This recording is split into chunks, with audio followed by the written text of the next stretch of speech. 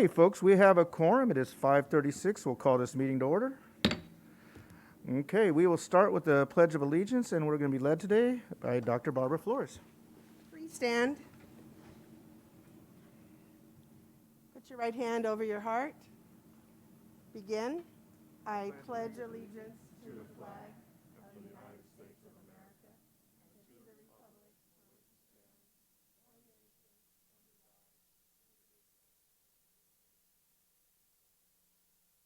Thank you.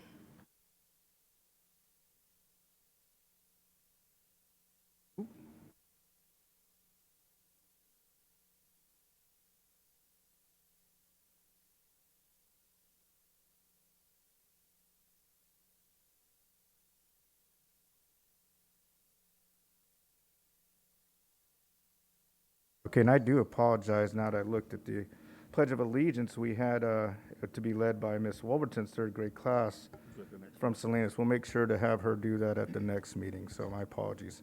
We'll move on to approval agenda. Moved. It's been moved by Dr. Daddy Rogers. Second. And second by Ms. Ceballos. Any discussion on the agenda? All right, let's go ahead and vote.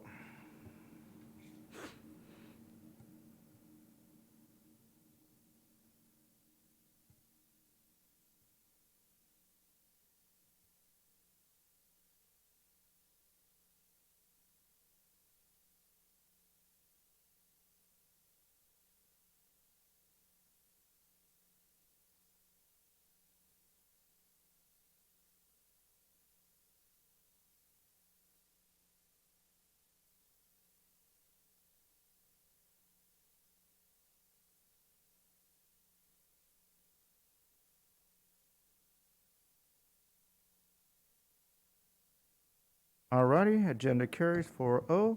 We are on to 1.4, inspirational message by Dr. Gwen Dowdy Rogers. Thank you so much. I just actually turned myself off. So,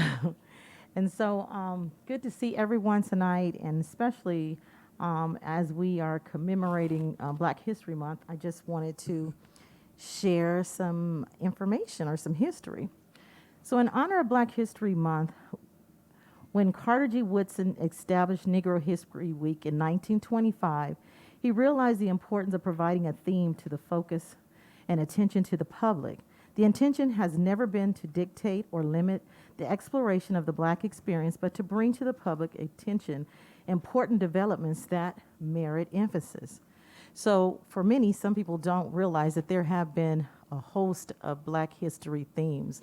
In particular, in 2017, it was the crisis in Black education.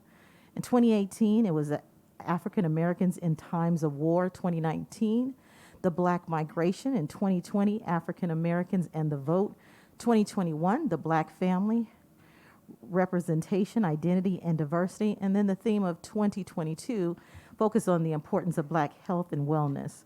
The theme acknowledges the legacy of not only Black scholars and medical practitioners in Western medicine, but also other ways of knowing about the African diaspora. In order to foster good health and wellness, Black people have embarked on self-determination, mutual aid, and social support initiatives to build hospitals, medical, and nursing schools such as Mel Harry Medical School, Howard University College of Medicine, Providence Hospital and Training School, Morehouse School of Medicine, etc., along with community clinics.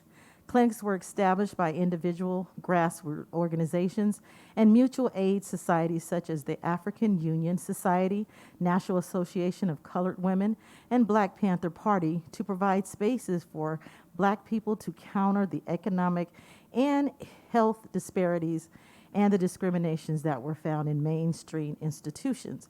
Black health and wellness would not only include one's physical body, but also emotional and mental health.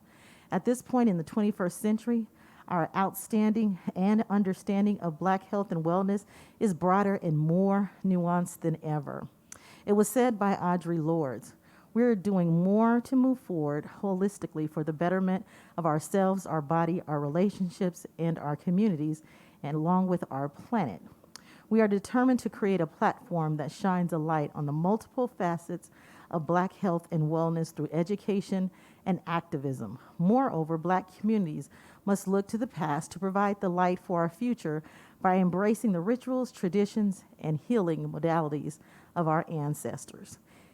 And I just want to say history is important, but when we don't share it, that's when it becomes unimportant. So thank you for this time, and congratulations to all those that have been recognized during our Black History Month. Thank you, Dr. Wyatt.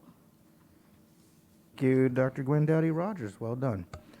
All right, we'll move on to 2.0 closed session. 2.1 closed session public comments. Ms. Cunningham? There are no public comments? All righty, we'll be moving on to 2.2, adjourn to closed session. We'll be reporting out when we come back.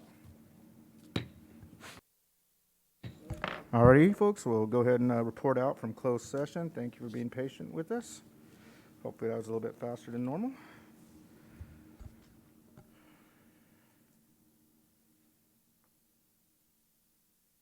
All righty, we're on 3.1, approval of elementary principal. Be it resolved that the Board of Education approve the appointment of the following employees. Dr. Maria Ordaz, elementary school principal, Arrowhead, effective date, work year, and salary to be determined. So moved. Second. It's been moved by Mr. Tillman, seconded by Dr. Flores. Any discussion? All right, let's go ahead and vote.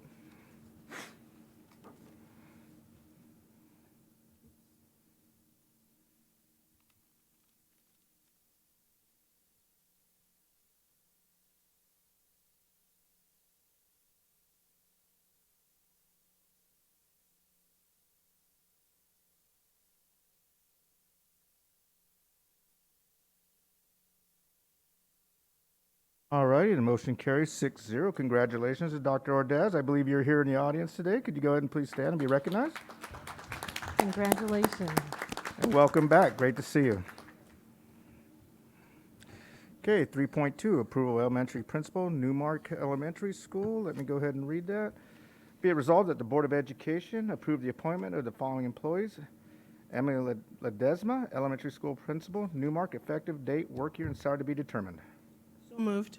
Second. It's been moved by Dr. Flores and seconded by Mr. Tillman. Any discussion? All right, let's go ahead and vote.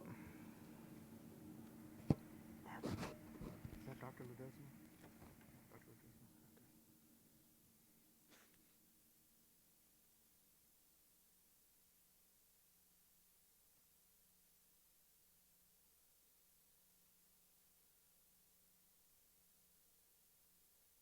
All right, motion carries 6-0 for Dr. Emily Desma. Are you here this evening? She is not, so congratulations to her. We'll go ahead and move on to 3.3, approval of middle school vice principal, Curtis Middle School. Be it resolved that the Board of Education approve the appointment of the following employees. And I believe it's Denicia Culverson, middle school vice principal, Curtis, effective date, work year, and salary to be determined. So moved. Second. It's been moved by Dr. Flores and seconded by Dr. Rogers. Any discussion? All right, let's go ahead and vote.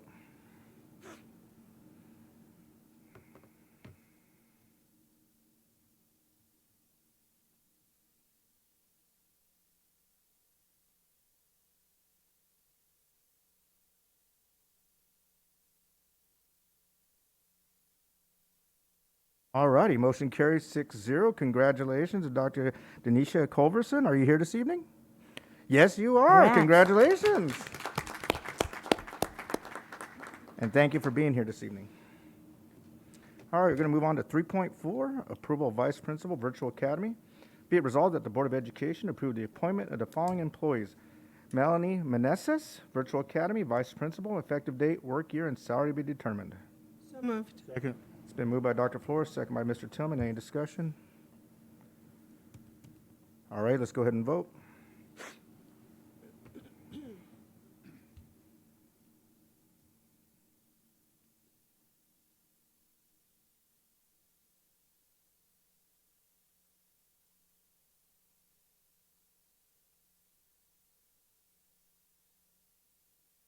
All right, motion carries 6-0. Welcome, Ms. Melanie Meneses. Are you here today?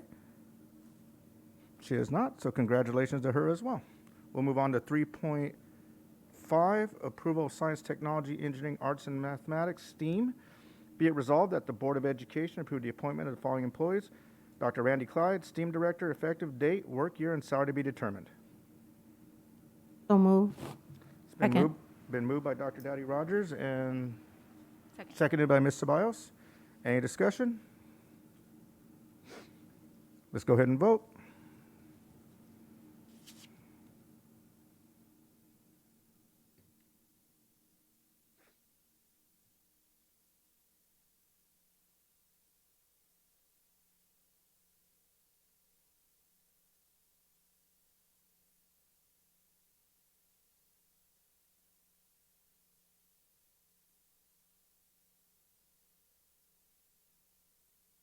It looks like there are 3 ayes and 3 nays, so there is no action taken on the Director of STEAM. We'll move on to 3.6, expulsion of students. Be it resolved, the Board of Education accepts and adopts the recommendation and findings of the hearing panel based on a review of the panel's findings of facts and recommendations and orders expulsion of the following students with the identification numbers as listed below in accordance with the board rules and regulations in compliance with Education Code 48900.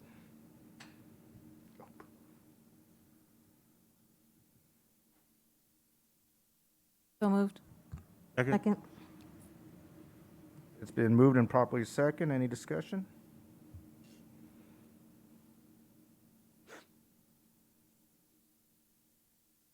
All right, let's go ahead and vote on those items.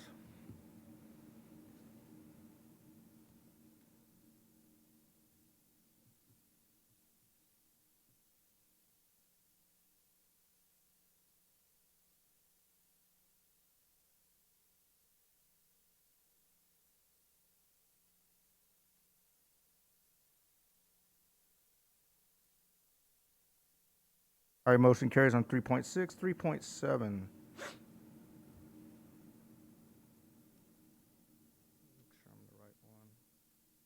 Be it resolved, the Board of Education accepts and adopts the recommendation and findings of facts of positive youth development and orders the suspension or expulsion of the following students with identification numbers as listed below in accordance with the board rules and regulations in compliance with Education Code 48900.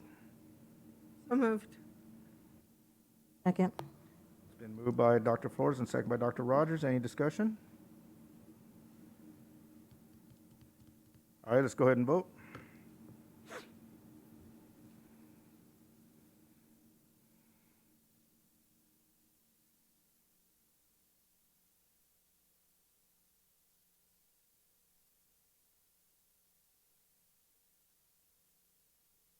All right, motion carries on 3.7. 3.8.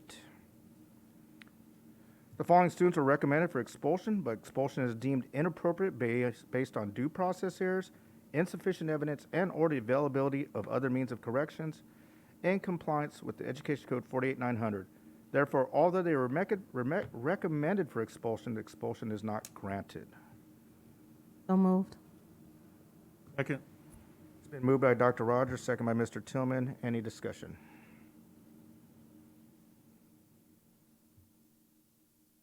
Let's go ahead and vote.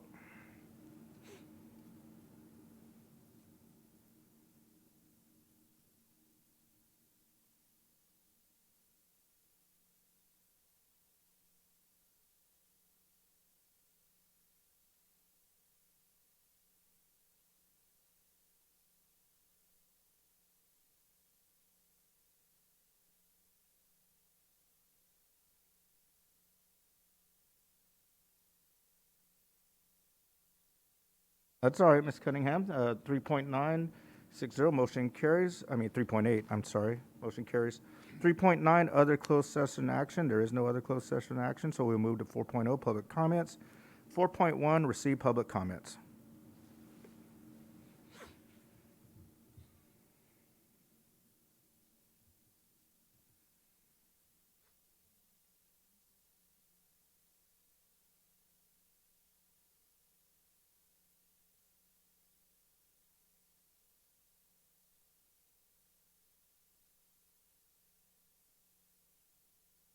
All righty, first public comment is Ms. Melissa Hall. Welcome, Ms. Hall.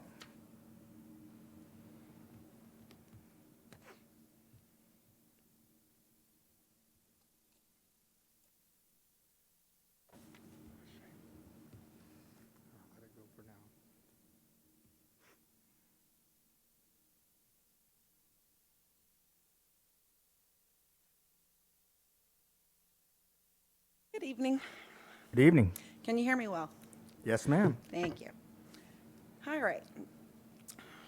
I often hear board members say that safety and well-being of our students and staff is of utmost importance. I also hear the term social and emotional learning used a lot. So please tell me, after hearing about all the adverse reactions from this vaccine and the small number of deaths in children who have died from the virus, how can you, in good conscience, hold vaccine clinics and offer an incentive at our school sites to receive an experimental vaccine? The social and emotional abuse occurring right now is happening at our schools. Our children are being deprived of social cues, of facial expressions, fresh oxygen, inside and outside of the classrooms, and there is no long-term study needed to understand the ramifications. I also noticed on October 19th, the board decided to initiate ESSER 3 funding. We only had one board member who wanted a spreadsheet on how the funds were to be used, while the rest of the board seemed to be moved on a yay vote out of fear of not meeting the 2023-2024 school year budget. Decisions like that are irresponsible and definitely not putting our children's well-being first. Have you ever heard the saying, "Don't worry about tomorrow, as tomorrow will take care of itself"? Our teachers' unions made demands on the governor in order for students and staff to return to in-person learning. Those demands were universal masking, mandates on teachers to be vaccinated, and mandatory testing for those teachers who refused the experimental vaccine. The governor complied with those demands. Fast forward, and we now know that the vaccinated and unvaccinated are catching and spreading the virus alike. Did anyone apologize to those teachers who were discriminated against by having to test weekly while the vaccinated teachers got a free pass? So I ask, are we following the puppet governor's mandates, or are we following the teachers' union's demands? Just because you feel disconnected from your collective action by stating you guys are just following the governor's mandates, you are in fact committing the act by complying and enforcing these discriminatory acts in our public school system. Let our children know that their smiles are wanted and that they're not just some contagious disease-carrying threat to society. Let them breathe and be free. We all had that opportunity when we were younger. Thank you. Thank you, Ms. Hall. All right, our next public comment is Ms. Esmeralda Negretti. Welcome, Ms. Negretti.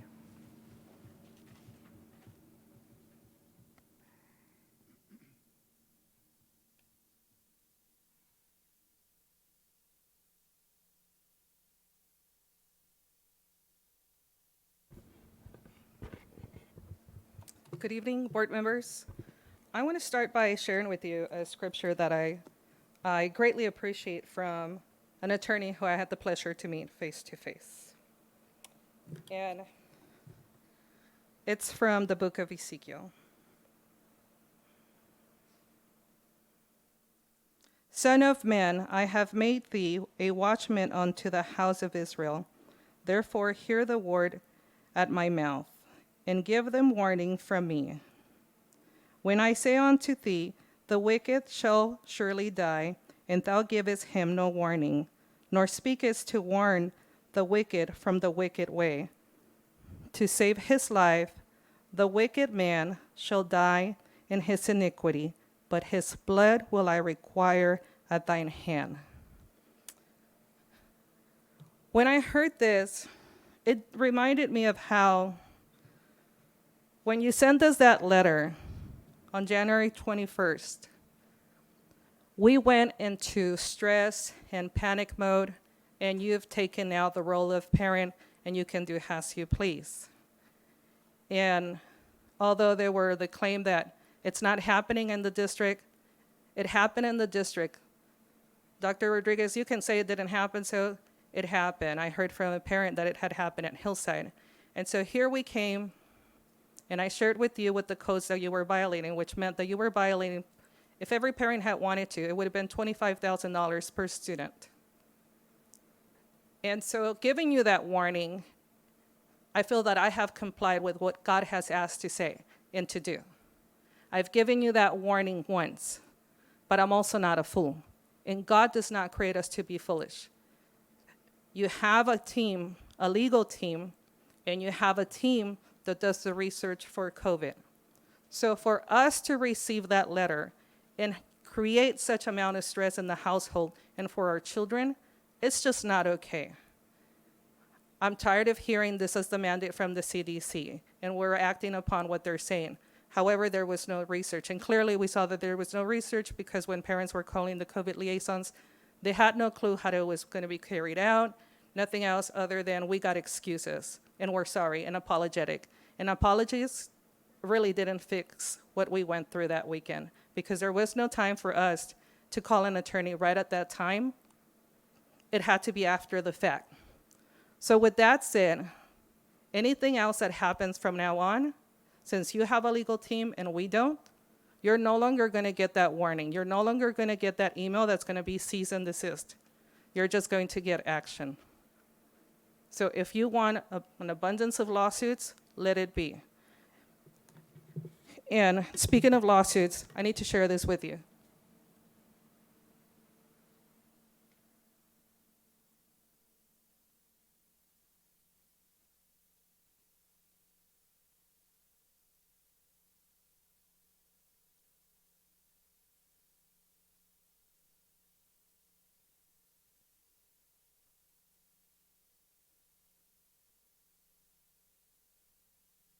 Please take a look at what's inside that envelope that I just shared with you.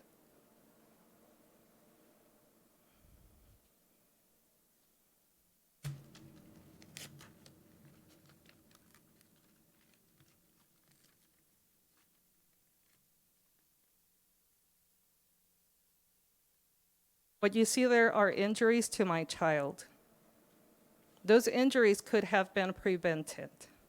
A few years ago, the district made the decision to go with the cheapest process of fixing a solution at several schools. Schools such as Rodriguez, Golden Valley, because there was a step out there.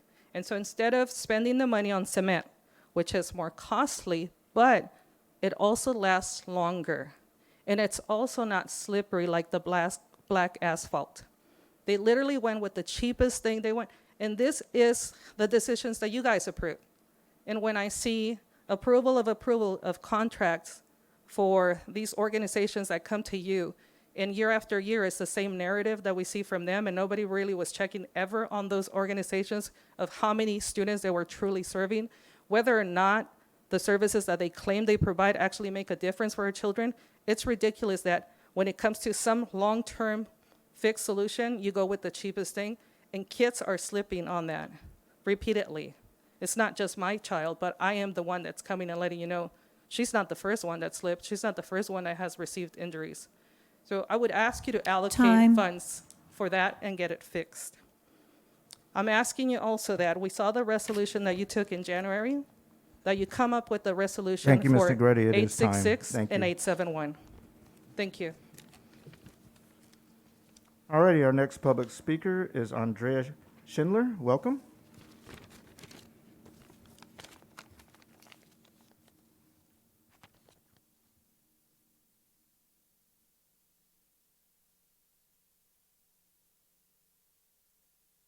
All righty. Ms. Schindler, are you here? Oh, sorry. I saw two people step up, but no. All righty. She's not here. If she happens to return, maybe she's in the restroom, we'll call her back up. Next public comment speaker is Ms. Paula Plunk. Welcome.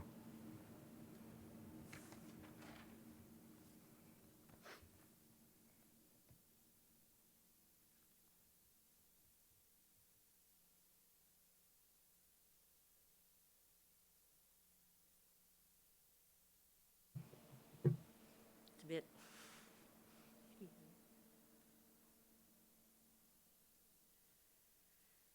Okay, I'm here with a heavy heart and really angry.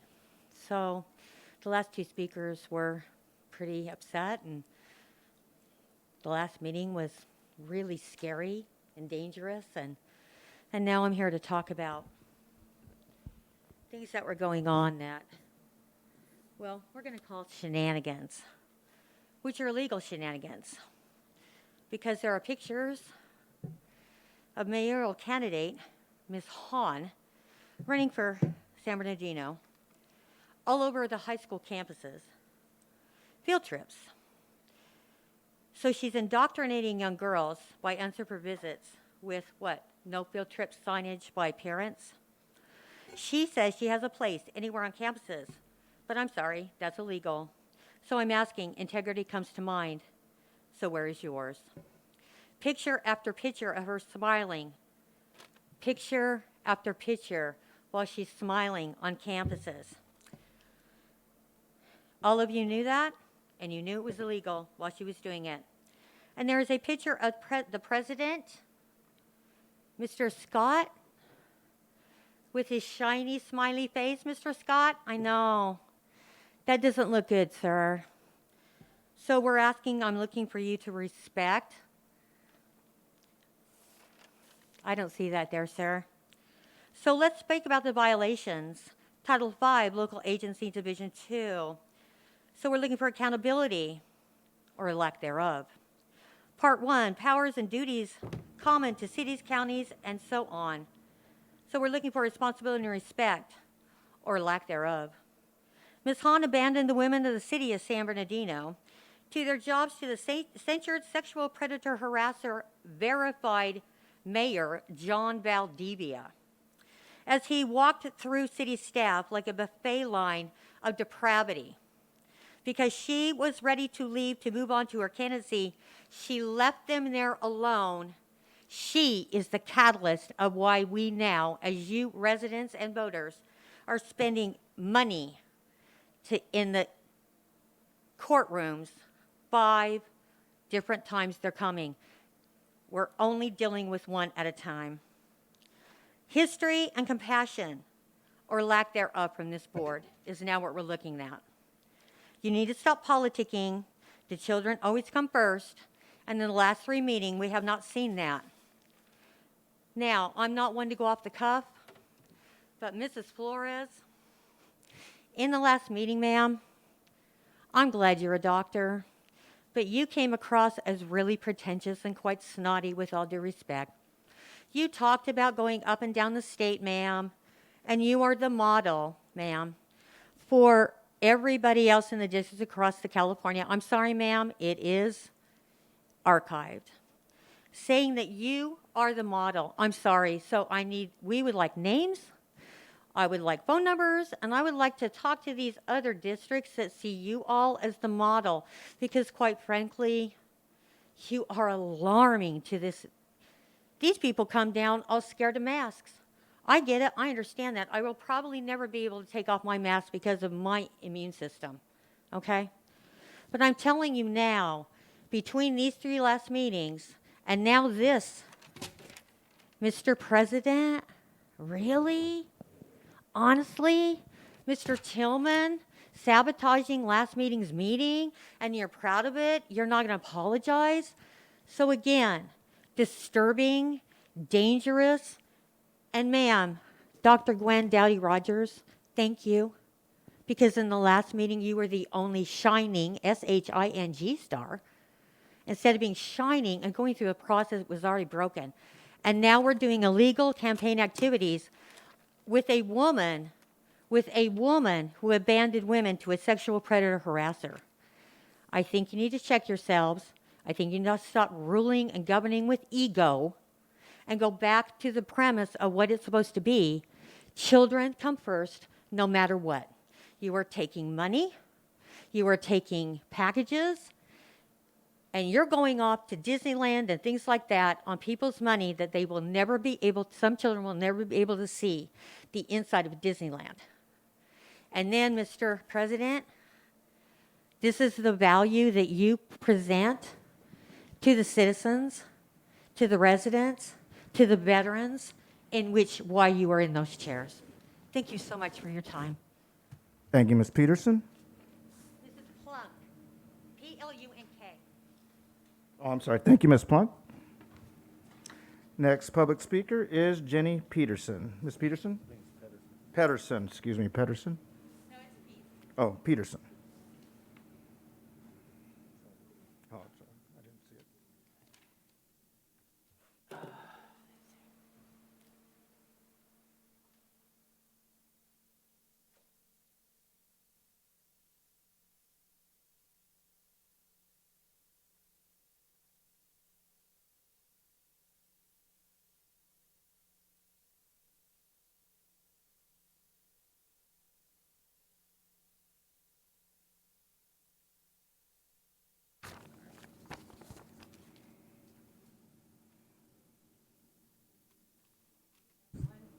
Enough, okay, thank you.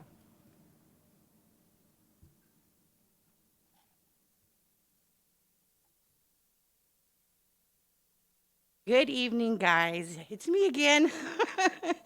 I have been up here several times to talk about the custodial supervisor position. And I had heard you guys put it on hold but not approved it.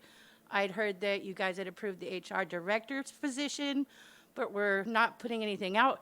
I've watched every board meeting and I've never seen you guys approve that position. I recently found out that those positions are now being interviewed for. So I'm coming to you guys and asking, how come it wasn't like addressed? We've already said we're shorthanded. You understand this. Mr. Tillman yourself, you understood it. If you look at the custodial supervisor's position and the crew lead position, which is the next one behind it, like I gave you guys, they're all kind of stapled together, so you have to flip through. They're identical. The only thing is discipline. So you want to pay somebody to discipline us $40,000? You can't discipline us if we don't have the people. You can come in and have a field day with writing us up, but there's nothing we can do if we don't have the people. And $40,000 per person times 5 is a lot of money for you guys to waste. Now, if you look at the quality control inspector, that person should be going to the custodial manager and turning in those reports, and that person should be happening it. That person should be addressing. It also says that they're supposed to meet with the site administrators to address issues. But that has all been taken away from site administrators. Is M&O not over us? I think that was in our MOU. These are all things I need you guys to address and really look at.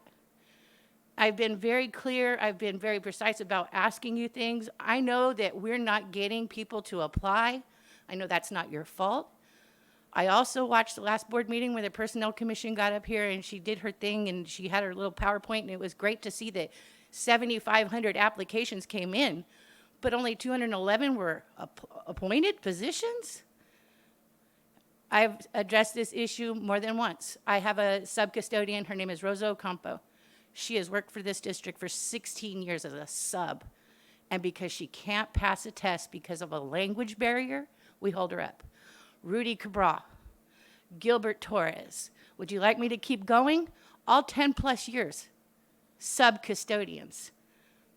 Let's figure it out. We need people. We want to take care of the kids. We want to give you our best. But you can't give us supervisors that are going to come and discipline us when we don't have it. Thank you. Thank you, Ms. Peterson. Ms. Cunningham?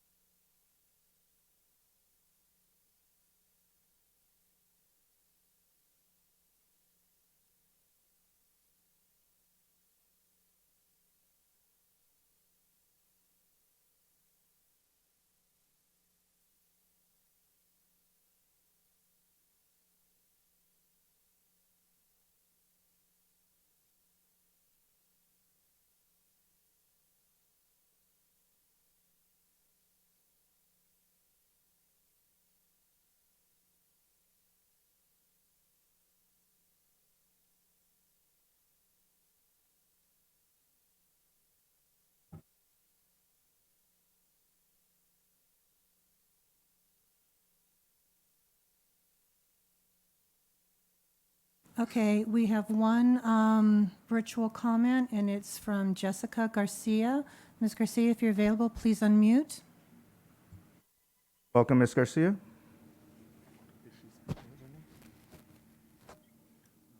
Good evening, board members. Can you hear me okay? Yes, we can. Yes, we can. Okay, thank you. So I am the parent of two of your students at Indian Springs High School, and I was there last board meeting when the candidates went up. And so not to belabor the issue, but I really feel like I need to say my piece. So I wrote it out to make sure that I highlight every area within this next 5 minutes. So again, I ask as a parent, please have open, active listening on, skills on, because it is dire to our students and their success. We need leaders who will unapologetically put students first and self last. This past special board meeting was driven by hidden agendas and biases when it should have been about filling a void, because let's face it, no one will ever fill the shoes of Dr. Margaret B. Hill. But someone can carry the baton to ensure students are, number one, obtain an equitable education and are offered all opportunities to thrive beyond K through 12. It was a feeling beyond disappointment to witness this board's failure in filling a void, and unanimously voted to hold appointment interviews, listen to 14 candidates, selected 8 top contenders, narrowed down to 4 strong examples of what it takes to be a leader in this district, who are more engaged with students and families than many of you are. Yet you allowed hidden political agendas to drive decisions that will have an impact on our children's education and opportunities, then attempted to cover the excuse for not appointing someone with words such as, I'm looking for a candidate with experience who can jump right in and do the work. New, non-political, can stand on their own and not be swayed or influenced by another board member. Yet, out of the 4, not one appointment. Makes no sense, no matter how you try to spin this, especially when there was so much praise and appreciation for the experience and skills presented, the love of students and families, homegrown, educated, and passionate candidates. But not one could get the support of 4 out of 6 board members. You say there are no sides, or someone could have just joined the other side. Yet again, your actions spoke louder than words. A child and a blind man could see corruption and read between the lines that you so often tried to disguise with reactionary behaviors. Let's face another truth. If there is no truth behind rumors or allegations, why is there so much time being wasted on defending one's character? Only a guilty man falls into the pit to defend themselves, whereas a person of character and integrity will allow their actions to speak volumes, because we should never pour fuel on a fire that can be managed with grace and silenced with a working fire extinguisher. So I ask, why spend time reacting to rumors and allegations if they hold no weight? Why not focus on the district mission for students and families you serve?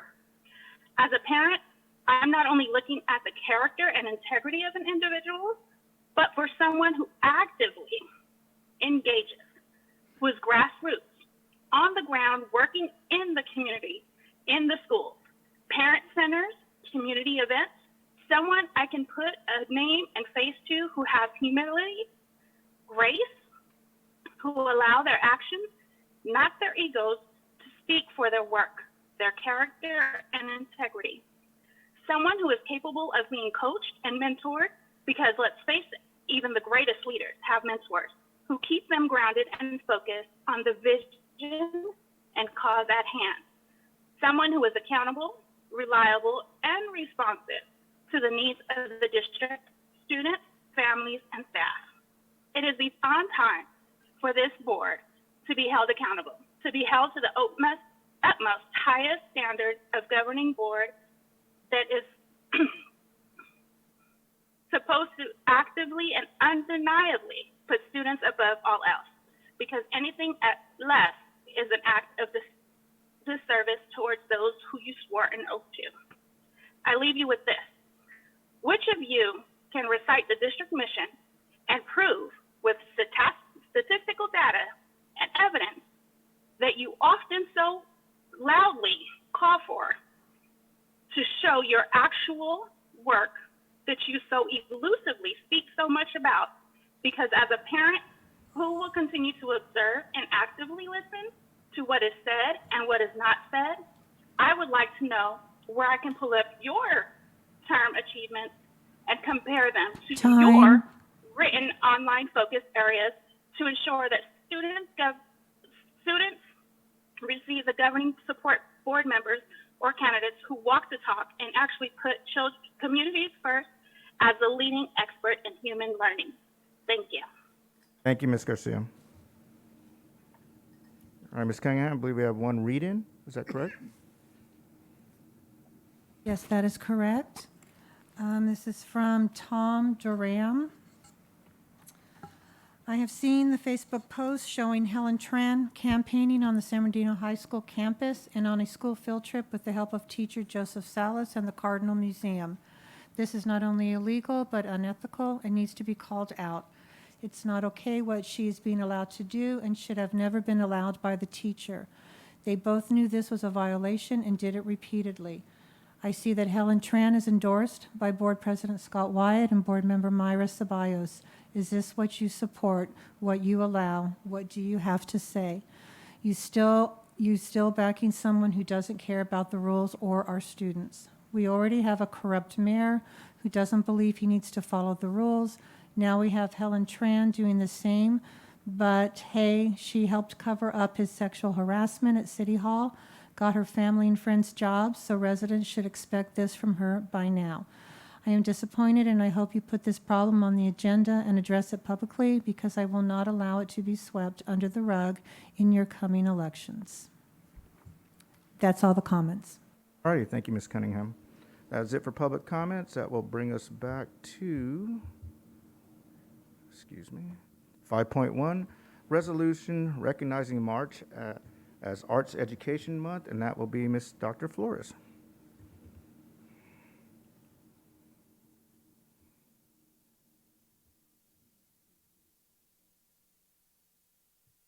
Resolution for recognizing March as Arts Education Month. Whereas arts education, which includes dance, music, theater, and the visual arts, is a vital part of a quality basic education providing a balanced education for all students. And whereas the Board of Education of the San Bernardino City Unified School District joins California in recognizing arts education as an essential part of basic education for all students, kindergarten through grade 12, and whereas the visual and performing arts have a unique ability to connect us to our history, heritage, and culture. Therefore, be it resolved that the Board of Education of the San Bernardino City Unified School District joins the California Senate and Assembly in recognizing March 2022 as Arts Education Month, and encourages all schools in the district to celebrate the arts with meaningful student activities and programs that demonstrate learning and understanding of the visual and performing arts. So moved, so moved. Second. All right, it's been motioned and properly second. I'm not sure on which order over there, but who was first? Who motioned, I'm sorry? I motioned and Okay. Dr. Rogers. It was motioned by Ms. Rosas Medina and seconded by Dr. Rogers. Any discussion? All right, let's go ahead and vote.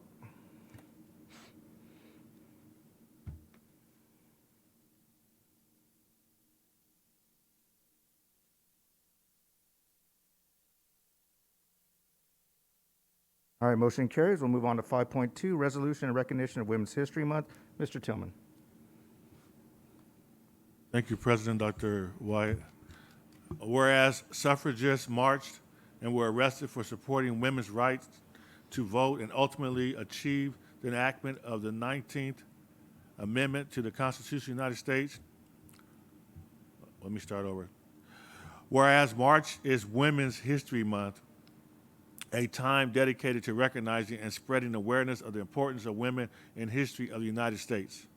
And whereas women have led efforts to secure suffrage and equal opportunity for women and served in the Revolution of Independence, the abolitionist movement, the emancipation movement, labor movements, civil rights movements, and other causes, to create a more fair and just society for all.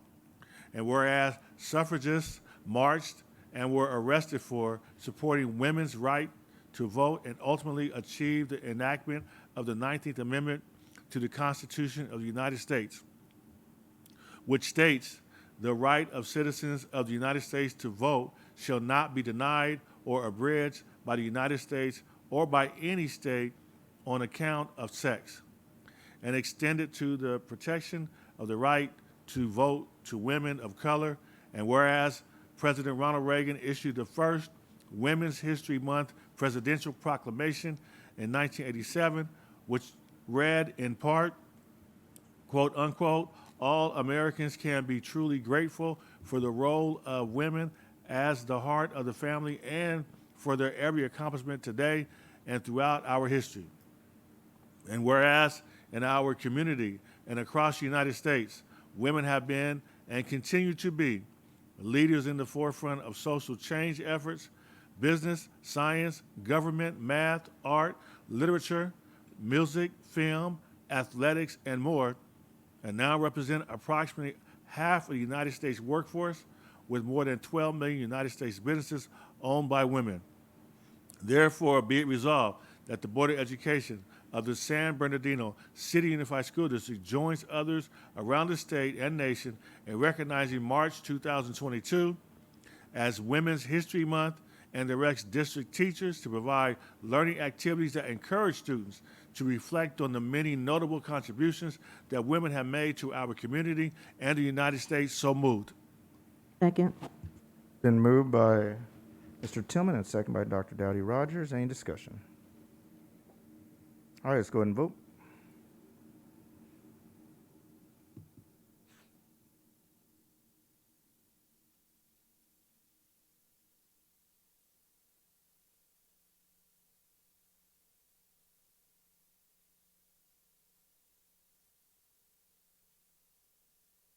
All right, motion carries. We'll be moving on to 6.0, reports by union organizations. 6.1, San Bernardino Teachers Association.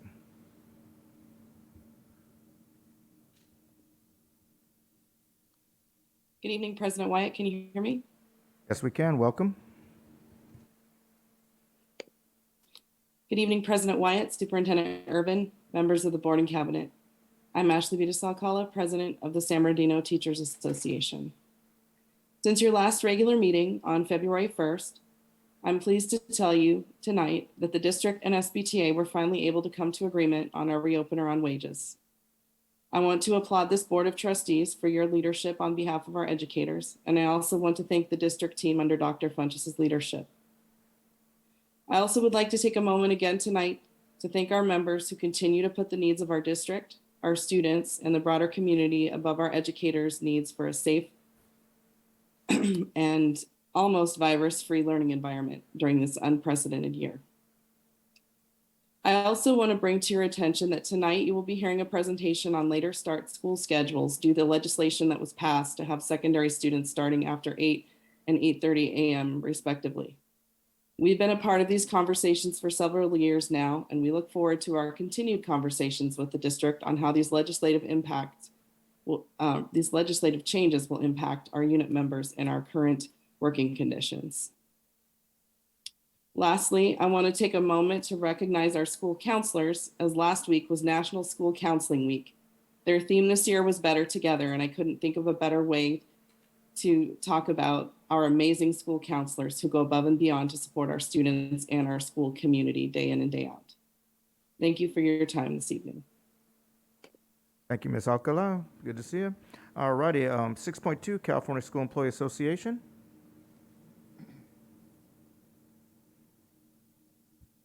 Okay, it'll be virtual. Yes. Hi, good evening, Mr. President, board members, staff, and community. My name is Vanessa Messis, and I'm the Sergeant at Arms for CSCA Chapter 183 and a Campus Security Officer for the district. First, I'd like to thank you for having a resolution to recognize March as Arts Education and Women's History Month. And second, I'd like to let you guys know that CSCA's Chapter 183 representatives have been continuing to meet with the district on many important issues and continue to build trust and open communication with each other during the negotiations process. We have just finalized 2 MOUs with the district that our members will be voting on soon. And hopefully this will be brought to the board's next meeting on March 1st for the final approval. Lastly, I'd like to thank our hardworking brothers and sisters for all they continue to do this school year through all the ups and downs.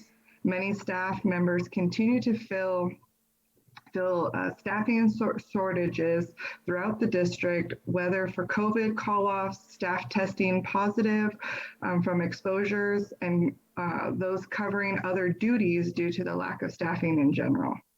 We will continue to push forward as a unit and do what is needed to be done for the district and its staff and students. Thank you, Mr. President, board, and for your time and allowing me to speak tonight. Have a good evening. Thank you, Ms. Mathis. Good to see you. All righty, 6.3, Communication Workers of America. Representative. All right, no report. 6.4, San Bernardino School Police Officers Association. No representative. All right, no report. That moves on to 7.0, reports and presentations. 7.1, Framework for Excellence Preview. Thank you, Dr. Wyatt, and members of the board. So, you know, I had my Framework for Excellence speech laid out, or not speech, but my talking points. And I think those talking points were going to be very important because I was going to give a preview of our Framework for Excellence going forward, because we've been talking about trying to take the district to the highest level of excellence. I think that's something we all want. But, you know, I was just kind of perplexed this evening because I know that it was very clear that we had our director of STEAM position available, and I know that we had some board members up here who did not approve it. Now I'm perplexed because, as the board knows, part of my plan, even in my superintendent goals that's been released to the public, we talk about STEAM academies at every school. And it's very clear that part of making every school a good school, part of making every school at the highest level of excellence, you got to have every school be a STEAM academy. We can't have just 4 or 5 schools. But I don't know the rationale for why they didn't approve it, but there's obviously 3 members of the board that didn't approve it, so that's suspect in terms of maybe, I mean, they had a conversation prior to that or not, I don't know. But you know what I'm going to do, though, is I'm still going to go through my Framework for Excellence, because let me tell you why. I will always stay, ladies and gentlemen, at the highest level of excellence at all times, regardless, because that's my job. And even though we did not approve the director of STEAM academies, we're still going to move forward with our plan to implement STEAM academies at every school. And what that looks like, I'll go ahead and rethink that, and I'll make the adjustments, because there's nothing going to stop me from doing that, because I have to do what's good for kids.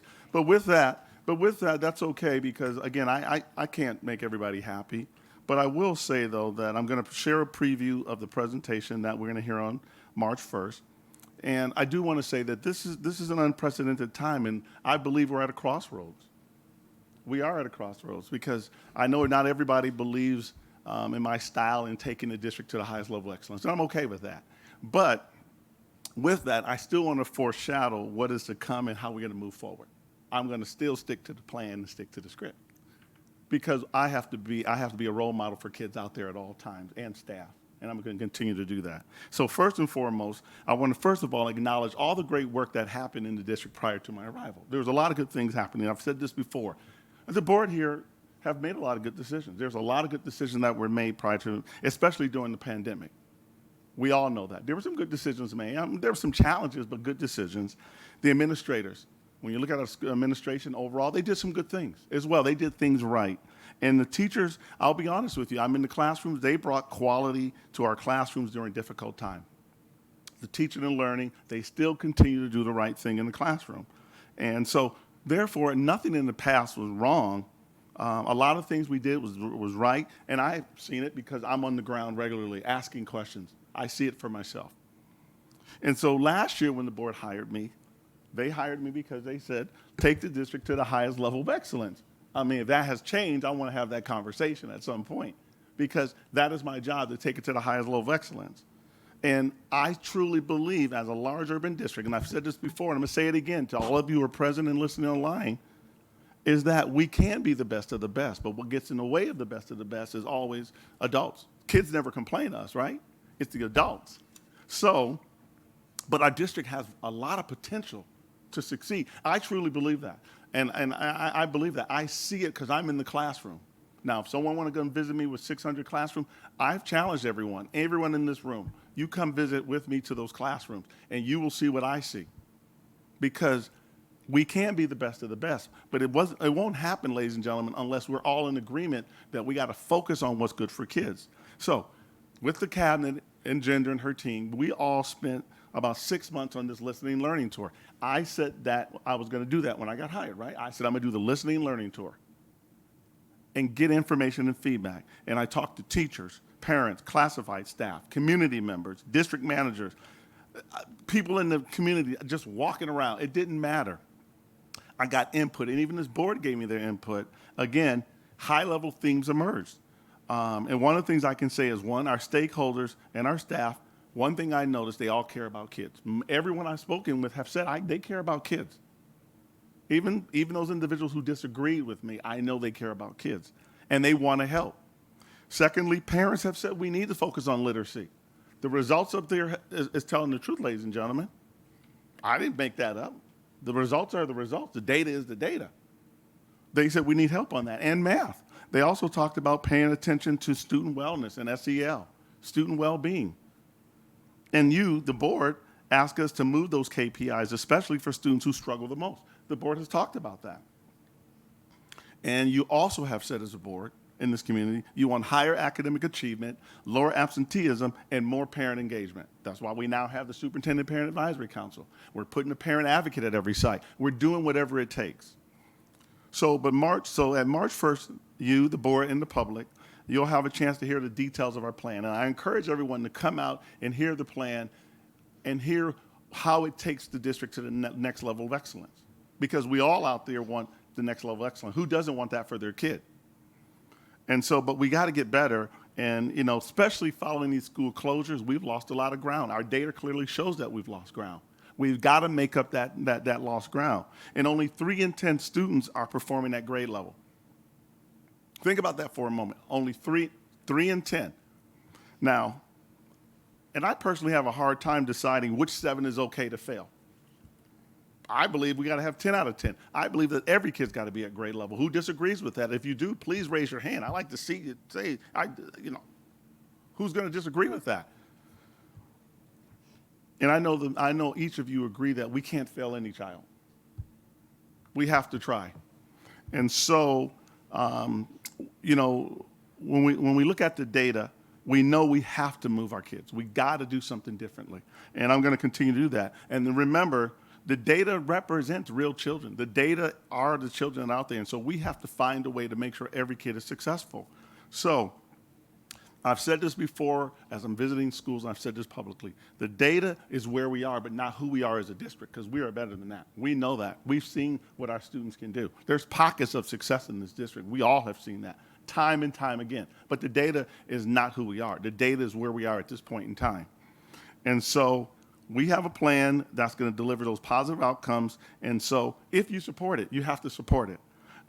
So we have our short-term goals, we have our strategic planning, and our MTSS service delivery model. We've talked about it, breaking the district up into 8 clusters.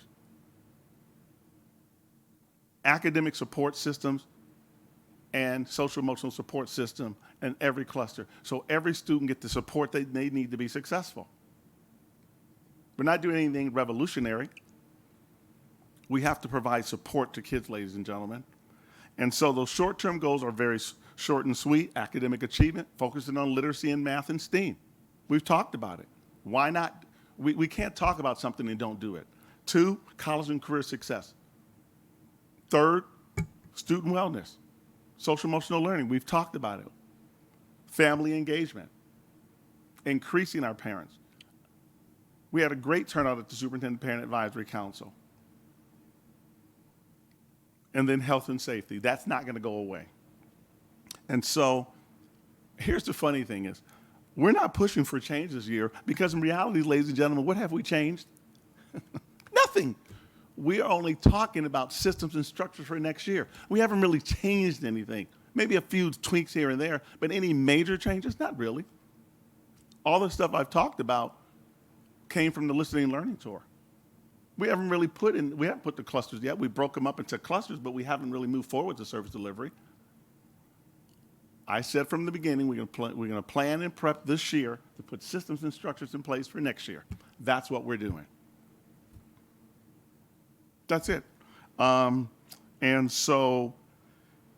the one thing we've said about schools this year is all about relationship, building relationship, getting ourselves reacclimated to the culture that we're in right now. That's what this year was about. And so, as I start transitioning here, the team, during the first, they're going to share our plans to align the curriculum in our units of studies. Now, I've heard from people saying, we don't want you to align the curriculum. We don't want units of studies. Well, I got to be honest with you, that's the direction we're going. We have to go in a direction that's good for kids. We can't have one kid in the third grade at one class, and then he goes across town and they're teaching something completely different. You can't have someone at one school teaching 25 different standards, another school they don't teach. No, it doesn't work that way. There has to be some sort of uniformity, continuity, and consistency in our practices.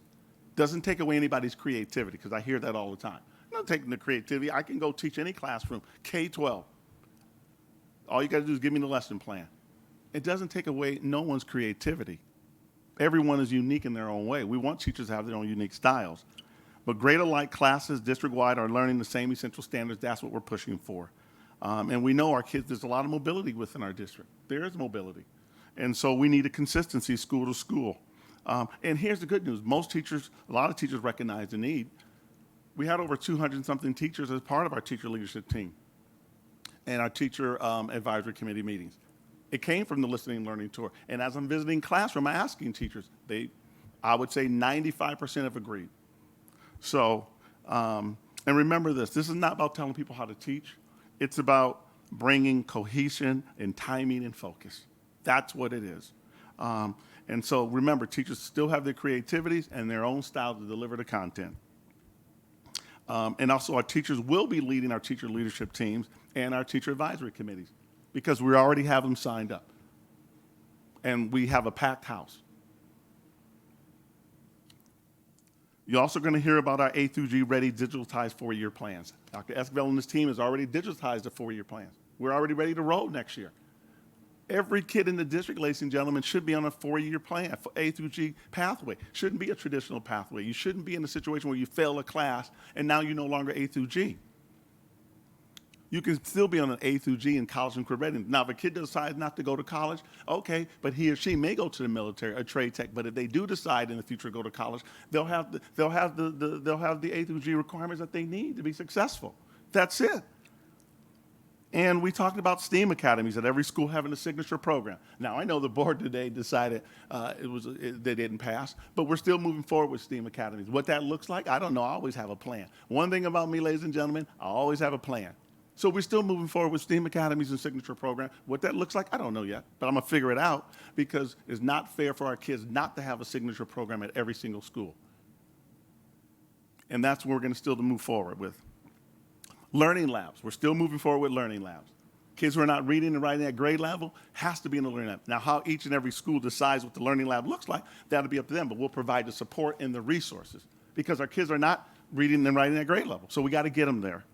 Wellness centers. This board talked about it. We're going to move forward with the wellness center. Sam and the team is in the back. We're moving forward with the wellness center. We talked about it. We're going to move forward with them. And then our plans to recruit parent advocates at every site. That's going to be wonderful because every school site should have a parent advocate, and we also have a parent liaison on every site as of right now. And we're going to have a parent advocate at every site. So a parent knows how to navigate the system. They should have someone at that site that will help them navigate the school system. And I will end with this in saying that not everyone is going to like everything, and not everybody's going to be happy. I understand that. And that's not my job to say, let's try to make everybody happy. There's 8,000 employees. There's 50,000 students and 125,000 caregivers. I can't make everybody happy. And I'm not going to try because I don't think that's going to happen. So you're going to learn a little bit more about our multi-tier systems of service delivery model next meeting. It's good for kids, and it's a student-centered model. That's what it focuses on, kids. And so I just want to say that, I'm proud of what the team has done so far. And I know the team is behind it 100% because you guys have worked real hard. And we've been working behind the scenes. My role has been more superintendential, dealing with the politics of the day, but still working behind the scenes with the team, staying focused on what's good for kids. And I appreciate that. And all the teachers out there who support us and the teacher leadership team who showed up. The teacher advisory committee, those teachers who showed up. The parents who showed up. I didn't think we were going to have over 200-300. They showed up because they're in agreement that we have to do this for kids. So, this is just a preview for what's coming your way. And I think the work is worthy of support. So we're going to have to continue to ask for support. And the team, the teachers out there who are engaged in this, and the staff, and our board members who are heavily engaged. This is worthy of our trust to move forward.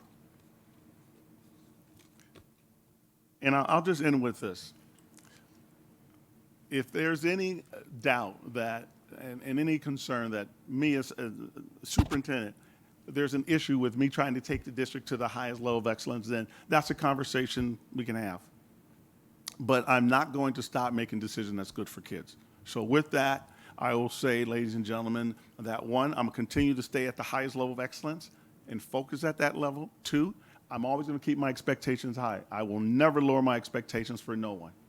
Thirdly, I am an educational ambassador.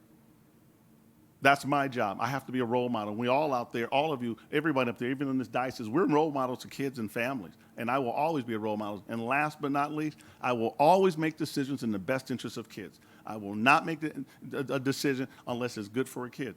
And so with that, I'll say that I appreciate it. March 1st, we're going to give you a high-level preview. And I open up to see if the board has any comment on my comment. Thank you, Superintendent Irvin, for our preview for Framework for Excellence. Dr. Dowdy Rogers. Yeah. So thank you so much. I want to say thank you to Superintendent Irvin as well as to the cabinet. I mean, that's a lot, even though this was and all that was involved, because you did name a lot of people. And this was just a preview. So definitely, I look forward to March 1st, to seeing all of the information, as well as the invite to our community, which is important because their voices have been giving and providing input. I'm yet amazed, with where we are with so much going on around us, just to be able to get to this point, despite whatever's going on, COVID and so on and so forth, this is good.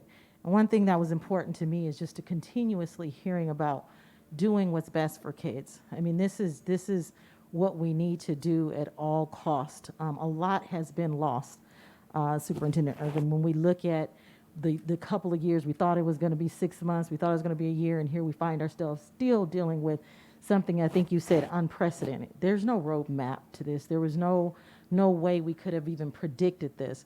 But the fact that the team here continue to press forward to see how we can create this new revolutionary environment and still make sure that we prioritize our students and make sure that they are well in the process, because they are definitely struggling with lots of things. I applaud you on that.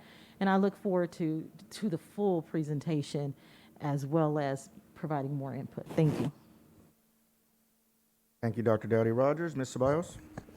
Yeah, thank you. Really quickly, also, I just want to say thank you.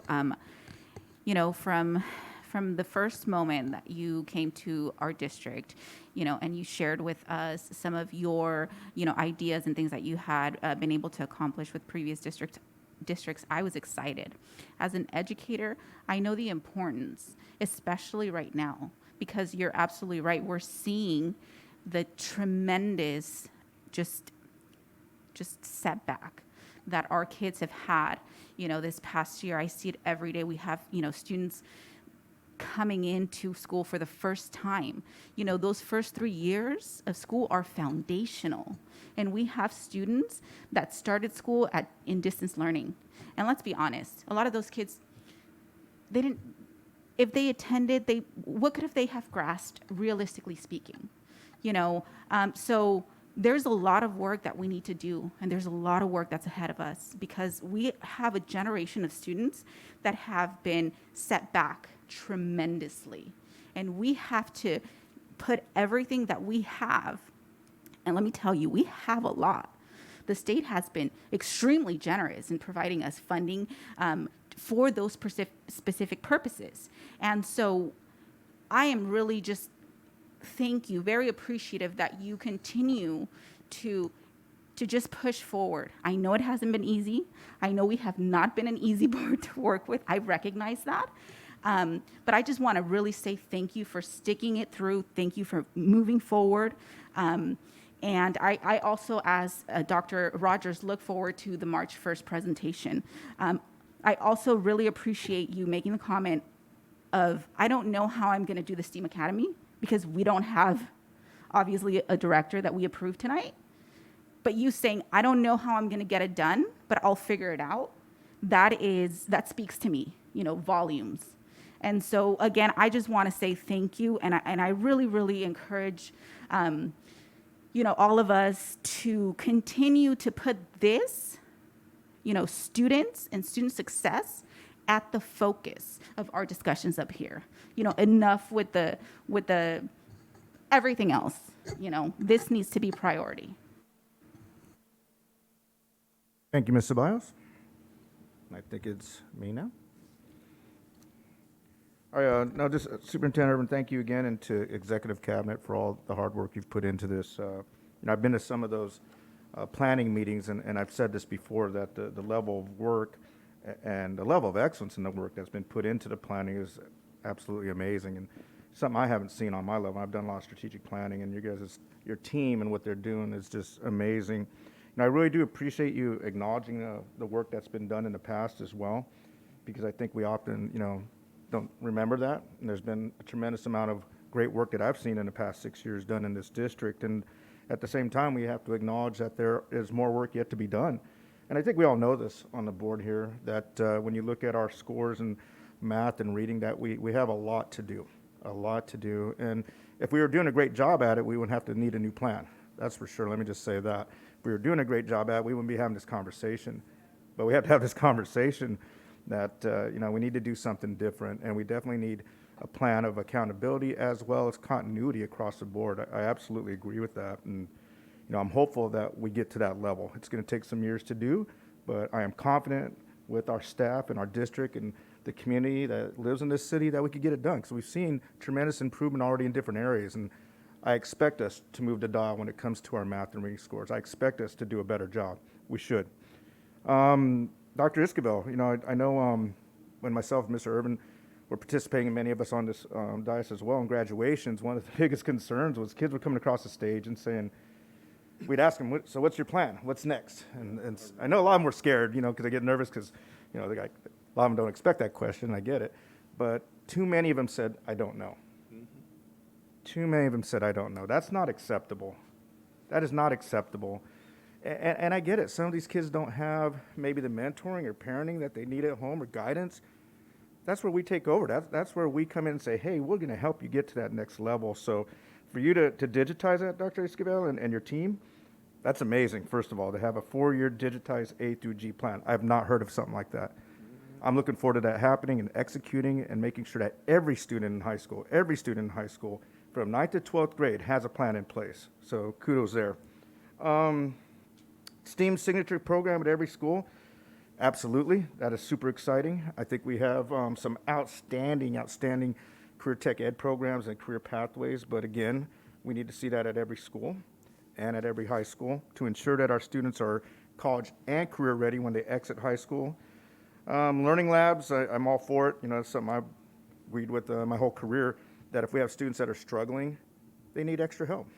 It's simple. Right? I teach my teachers and my principals I work with that You may teach the best lesson, and 70% of your kids get it, but what about the other 30% that did not? Okay. It's a good lesson, but the other 30% just didn't get it that way. So we have to do something a little bit different with that 30% in those learning labs and after-school programs with our tutors and support that I know we're going to be doing here in the near future and doing right now. And then wellness centers, well, I've preached about that for the last 6 years I've been on the board. That I'm super excited about us moving forward with our wellness centers. I think we've seen a lot with behavior with our students, and I get it. Being cooped up for a couple years at home is a lot on our kids. And I think it says something about them being at school as well, about, being here and participating physically in school rather at home. And we did the best we could, I think, in a short period of time with the virtual learning. And it works for some kids, I'll say that, but we need them back to school, and we need to ensure that they're well, not just mentally, but physically, every way possible. And our wellness centers are going to be that. And again, kudos to the team for moving forward on that. That's been a dream of mine for 6 years, and I look forward to when that happens. So great job to your team there. Thank you. Ms. Rosales Medina, you're next. And I kind of echo with what everybody's saying. I think it's important, and thank you for your mini presentation. I look forward to the March 1st. I know that we have met with board policy subcommittee meeting, and we had great leaders, and thank you for bringing some of these things up with regards to A through G. And so I'm hoping that by March in our board meeting, we will start addressing when it comes to A through Gs. And I do appreciate specifically Texacosta, who has actually worked on the grading policy, as well as many others that were there, in order to look at how we can align, of course, the A through G within our students, so that way we have more students graduating, meeting the CSU and the UC system requirements. So thank you for your mini presentation. Thank you, Ms. Rosales Medina. Dr. Flores? I just wanted to add that this board has always supported our teachers and our administrators and our parents. And I do believe it was Dr. Rogers, and you led the charge on A through G, and also Ms. Medina looking at Ds and Fs. And it's been a long haul, and our cabinet has worked tirelessly in moving the dial on that. So our A through G is coming to a culmination, and Dr. Marsden did want us to have a 4-year plan, but we didn't have the wherewithal to begin to do it because we had to do all this groundwork. So we've been doing this for quite a while, and so now it's coming to fruition, and that has been through the board direction and also our stakeholders' vision. When we set up the first strategic plan, it came from the community and the parents and our teachers. We've also have always, since I've been on this board for 14 years, supported the arts, the visual and performing arts. What prevented us from doing it full scale was the recession, and always it's funding and always sustainability and so forth. This board and our community pushed forward the CTE academies. We have invested in them for many, many years, and we still have a long ways to go in terms of what we need to do. But we've always been supportive of our staff at our high schools and their tremendous expertise and innovation in creating those academies. And so we, as a board, have supported all of that at every turn, and we will continue to support it. Thank you. Thank you, Dr. Flores. Looks like that's it for comments and questions. Thank you again, Superintendent Irvin, for that presentation. We're going to move on now to 7.2, Administrative Presentation, Supplement to the Annual Update for the 2021-22 Local Control and Accountability Plan. And I believe that's Ms. Anna Applegate. Welcome. Thank you, President Wyatt. And we actually do have our new categorical director, Ms. Kimberly Sargent. This will be her first board presentation, so she will be going through the LCAP supplement with you. All righty, welcome, Ms. Sargent, and absolutely relax, okay? All 'Cause I know how right. that feels to be over there. Thank you so much. Welcome. Thank you for the time for the presentation tonight, Board President Dr. Wyatt, Board Vice President Mr. Tillman, School Board members Dr. Rogers, Ms. Rosales Medinas, Dr. Flores, and Ms. Ceballos, Superintendent Mr. Irvin, and your cabinet. Thank you tonight for the opportunity to present the supplement to the annual update to the 2021-2022 Local Control and Accountability Plan, or the LCAP. It is a whole mouthful. This is a mid-year look at the implementation of our LCAP. My name again is Kimber Sargent. You recently saw me here in November in the appointment as director, so I'm very pleased to be back in front of you again tonight.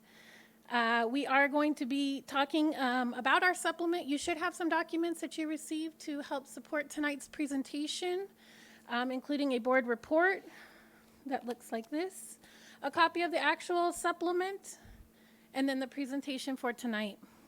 Tonight's presentation is in response to Section 124E of Assembly Bill 130, which requires a presentation of this supplement as a mid-year check-in to the implementation of our LCAP.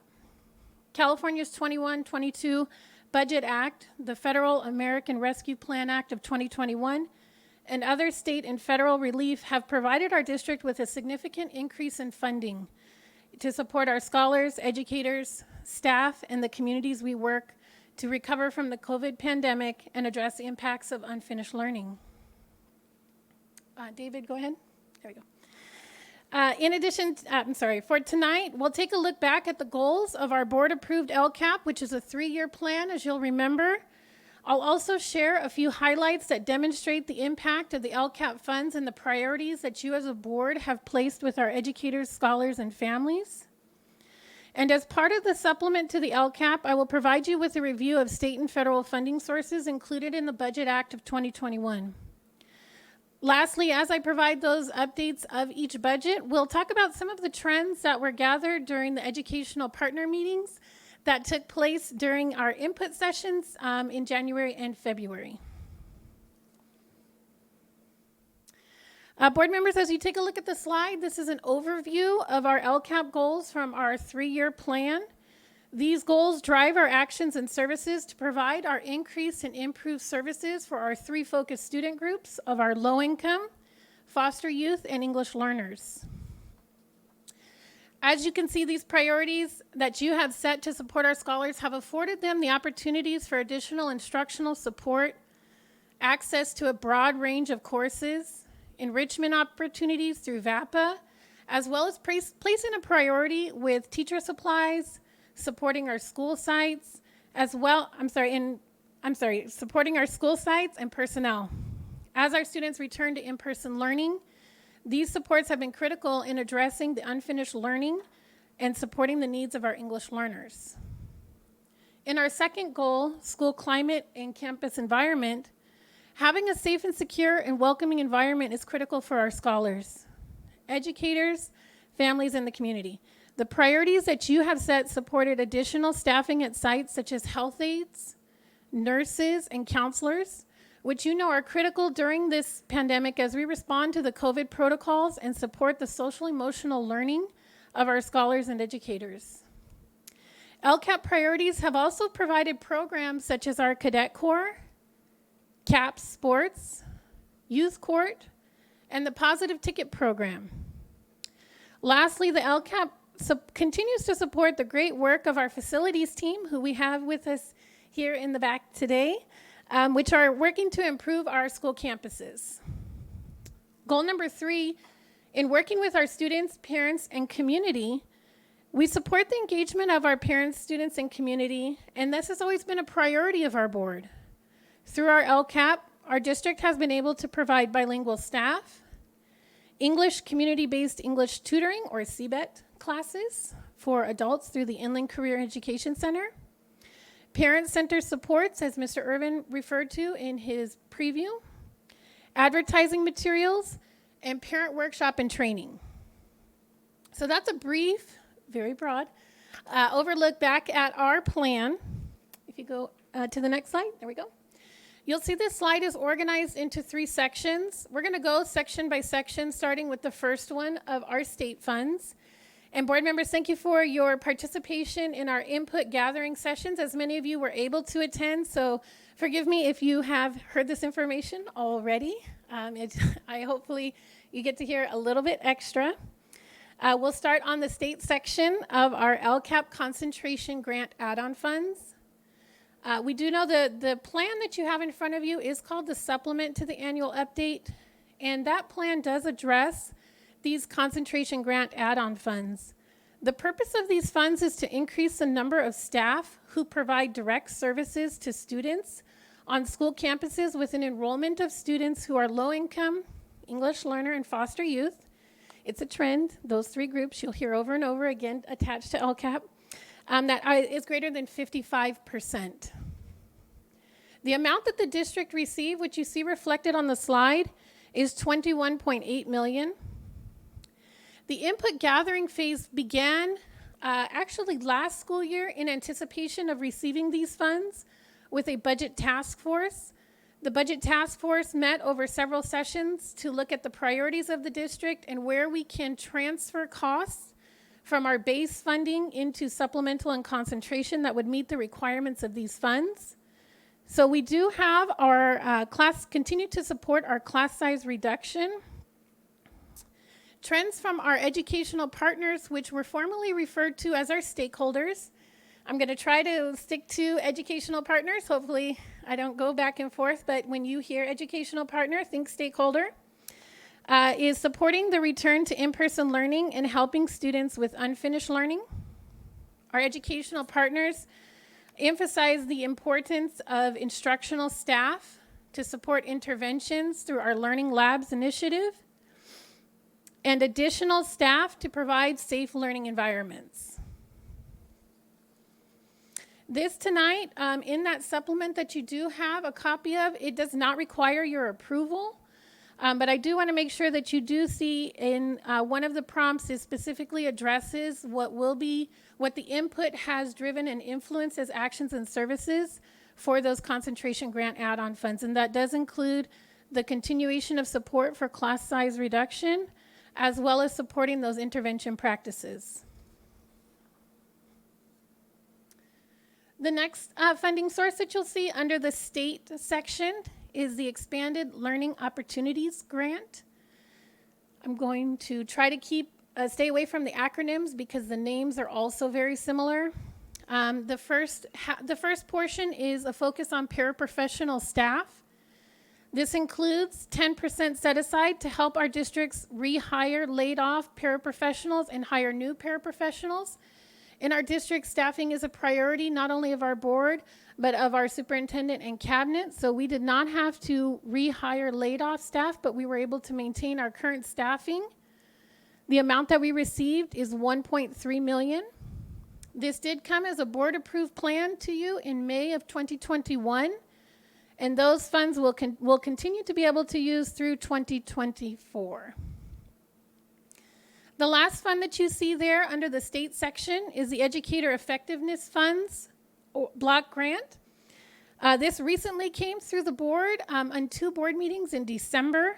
The purpose of the Educator Effectiveness block grant, I'm going to slow the name down, is one-time funding provided to county offices for education, school districts, charter schools, and state special schools to provide professional learning for teachers, administrators, paraprofessionals, and classified staff to promote educator equity, quality, and effectiveness. The amount that our district received under this block grant is $12.2 million. Those funds need to be spent through 2026. And again, that was a plan that came to the board in December, approved the last board meeting in December. That wraps up our state funding that was included in the Budget Act. We'll go on to the federal funding. The first section you'll see is the Elementary and Secondary School Emergency Relief, also referred to as ESSER. That came to us in 3 installments. ESSER 1 and 2, the purpose was federal funding that provides districts with emergency relief funds to address the impact COVID-19 has had and continues to have on elementary and secondary schools across the nation. The amounts received are in brackets next to each of those installments of ESSER 1 and ESSER 2. Those funds are spent through 2023. ESSER 3 came with two purposes. The first purpose was strategies for continuous and safe in-person learning. The amount received, again, is shown in brackets there.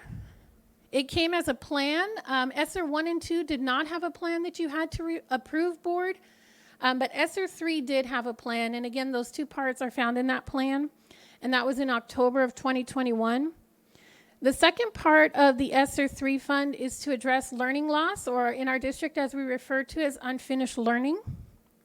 The purpose is that the district must reserve no less than 20% of its total ESSER 3 fund allocation to address learning loss or unfinished learning through the implementation of evidence-based interventions and ensure that such interventions respond to the student's academic, social, and emotional needs. Those funds are spent through 2024. Combined, the total amount for ESSER 3 is $61.2 million. The last funding source that you'll see under that second section of federal funding is the Expanded Learning Opportunities Grant. And if your memory or your reading, you're seeing that there's a very similar name in the state section as you see here in the federal section. This portion is to assist with offering in-person instruction and expand impersonal instructional time, provide academic interventions, and accelerate progress in order to close the learning gaps. The amount that we received is reflected in the brackets. Those funds do need to be spent through 2024. This also came as part of the plan that was approved in May of 2021. The last section are upcoming funding sources. This many times has been presented to the board. I'm going to provide a general overview for you. There are amazing leaders within the district that are leading this work that will be bringing this back to the board with a much more in-depth look at them. But between July 2021 and January 2022, 2,700 pieces of input were received from educational partners, again, stakeholders, new name, regarding district programs for our unduplicated low-income foster youth and English learner students.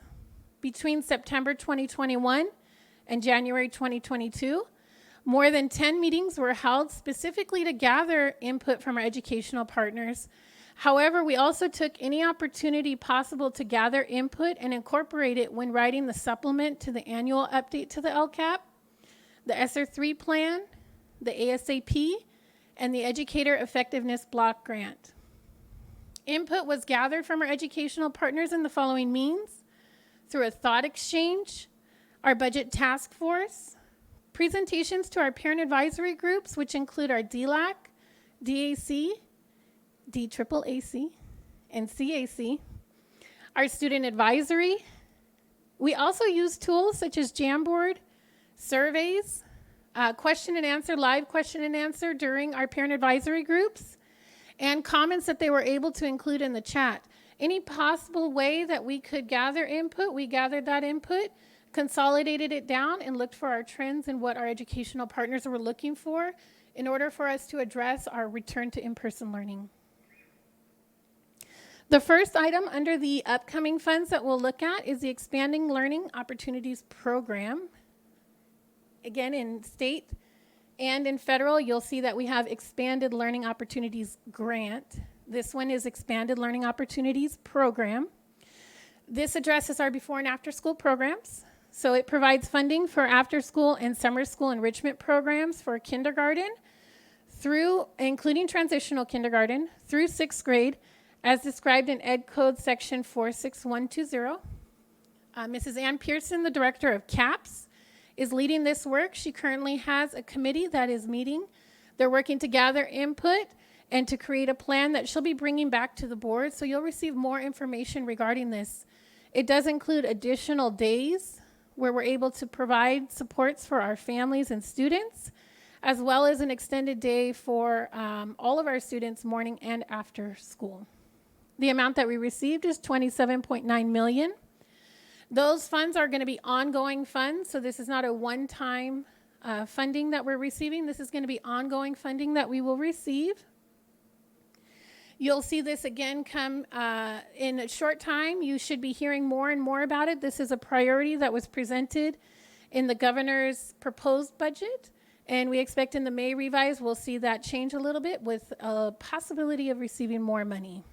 The trends from our educational partners when gathering input was to have a focus on STEAM, providing sunrise and caps at all schools, including clubs such as music, social emotional learning, leadership, creative arts, robotics and sports, and offering summer programs.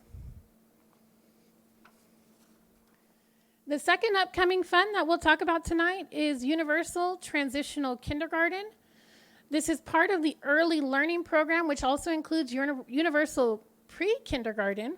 But Universal Transitional Kindergarten refers to the expansion of transitional kindergarten, which you know has been a priority of our board and supported in our elementaries through 2026, so that we're able to serve all 4-year-olds by September that are born by September 1st of each year, regardless of their income, providing a rich learning opportunity the year before kindergarten, so that families can choose from as part of our public education system. The district plan is going to include 2 parts. The first part will be the expansion of transitional kindergarten. The second part will include a partnership with our Expanded Learning Opportunities program to ensure that our transitional kindergartens are afforded those same opportunities to participate in our before and after school programs as well as summer school.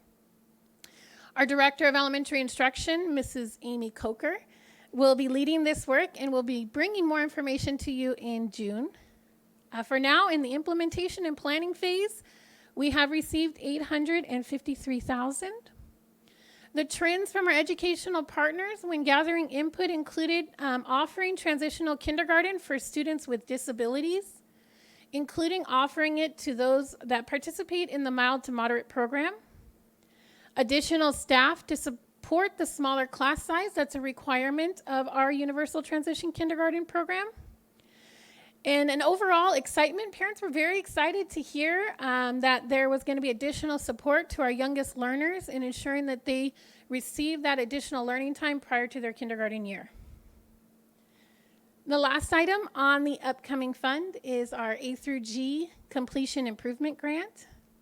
These are activities that directly support the pupil's access to and successful completion of A through G course requirements, including professional development for our teachers, administrators, and counselors, developing a comprehensive advising plan and pupil support, expanding access to coursework to satisfy A through G course requirements for all of our scholars, advanced placement and international baccalaureate fees for unduplicated students. Those are our English learner, foster youth, and low income. Dr. Esquivel will be leading this important work and will be bringing more information to you in March. We just received the information regarding our allocation for this. It is $4.5 million. In gathering input from our educational partners, the input included to offer AVID family nights to learn more about the A through G requirements, to increase staff to support master schedules that offer sections that are A through G compliant, and connect the A through G requirements with current programs such as AVID, IB, and STEAM. Go ahead, David. All right, so we have reached the end of tonight's presentation. I'll open up to the floor, President Wyatt, for you to take over. All righty. Thank you, Ms. Sargent, for a very detailed presentation, and I'll look around to my colleagues, and we'll start with Dr. Flores.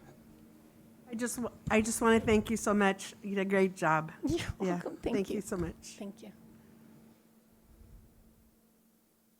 Wow, that's pretty good. They're letting you off easy. I don't know now, Ms. Sargent, so. I guess I'll come back again. Yeah, no kidding. All right, great job, and thank you to you and the team.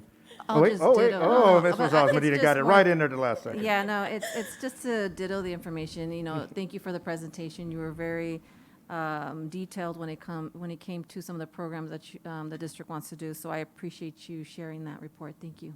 Thank you, thank you, Thank you, Ms. Rosales Medina, and thank you again, Ms. Sargent. thank you.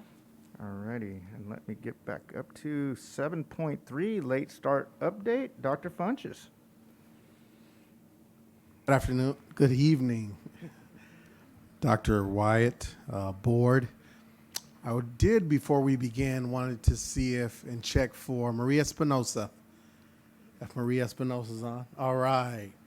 And then we have Mr. Sam Precy on as well. I'd like to begin by thanking the board for their ongoing support in terms of moving the district forward. I also like to thank Mr. Irvin and Cabinet as well for the ongoing work that we've been doing this year to keep the district open and moving forward effectively. What we have for you tonight, board, is an update on SB 328, or as many know it as the Portantino Rule, named after Senator Anthony Portantino, and late start signed into law back in 2019 by Governor Newsom. And what we have for you tonight, next slide, please. We want to make sure that we provide you a status update and even seek board direction on the late start requirements, meaning an update on the committee work that has been going forth, transportation considerations and how transportation impacts our late start processes and decisions, the implications of late start on our school sites and our district, and also bell schedule options that we've covered within that committee. So next slide, please. As we've talked about late start and the implications for the district, I wanted to make sure that I remind the board of Dr. Volkemer's work that began way back in 2018, and he did some committee work around late start, around how it might impact our district, around our educators and our families, and very comprehensive, and did a thorough job there, so we'll discuss that briefly as well. And I wanted to start with the research. Next slide, please.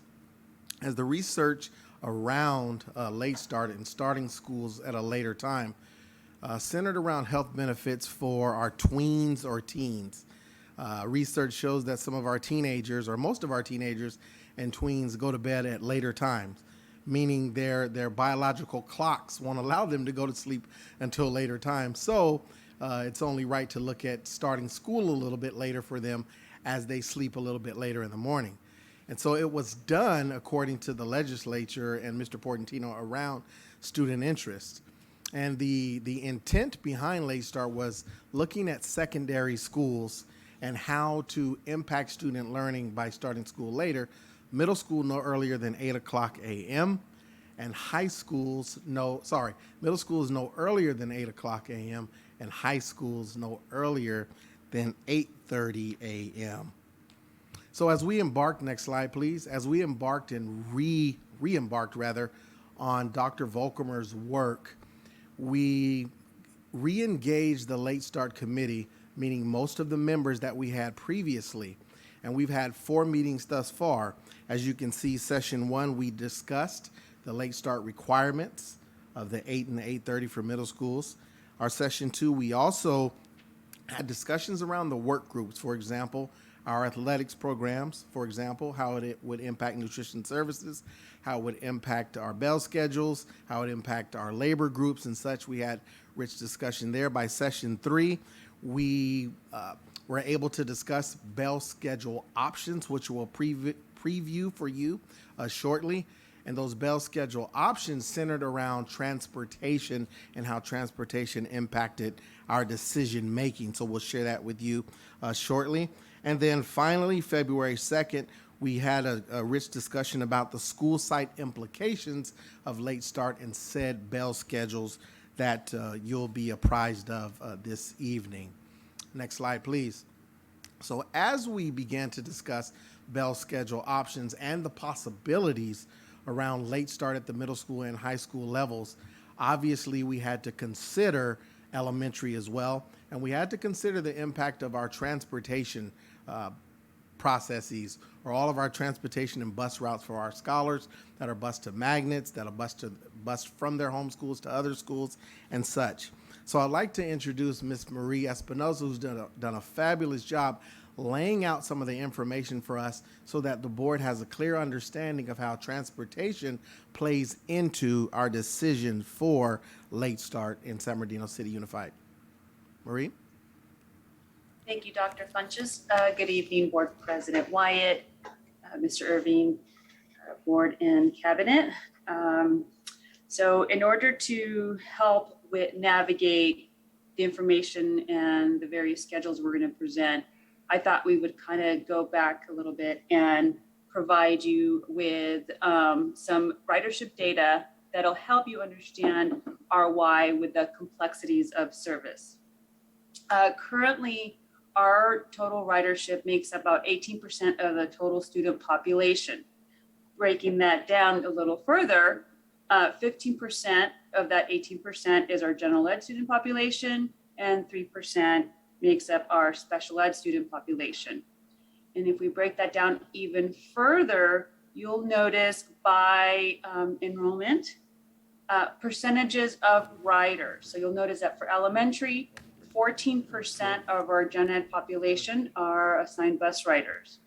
For middle school, 29% of our gen ed population are bus riders. And for high school, 11% of our student population are bus riders. And the same goes, I broke it down for special ed, elementary, 3% of our elementary students.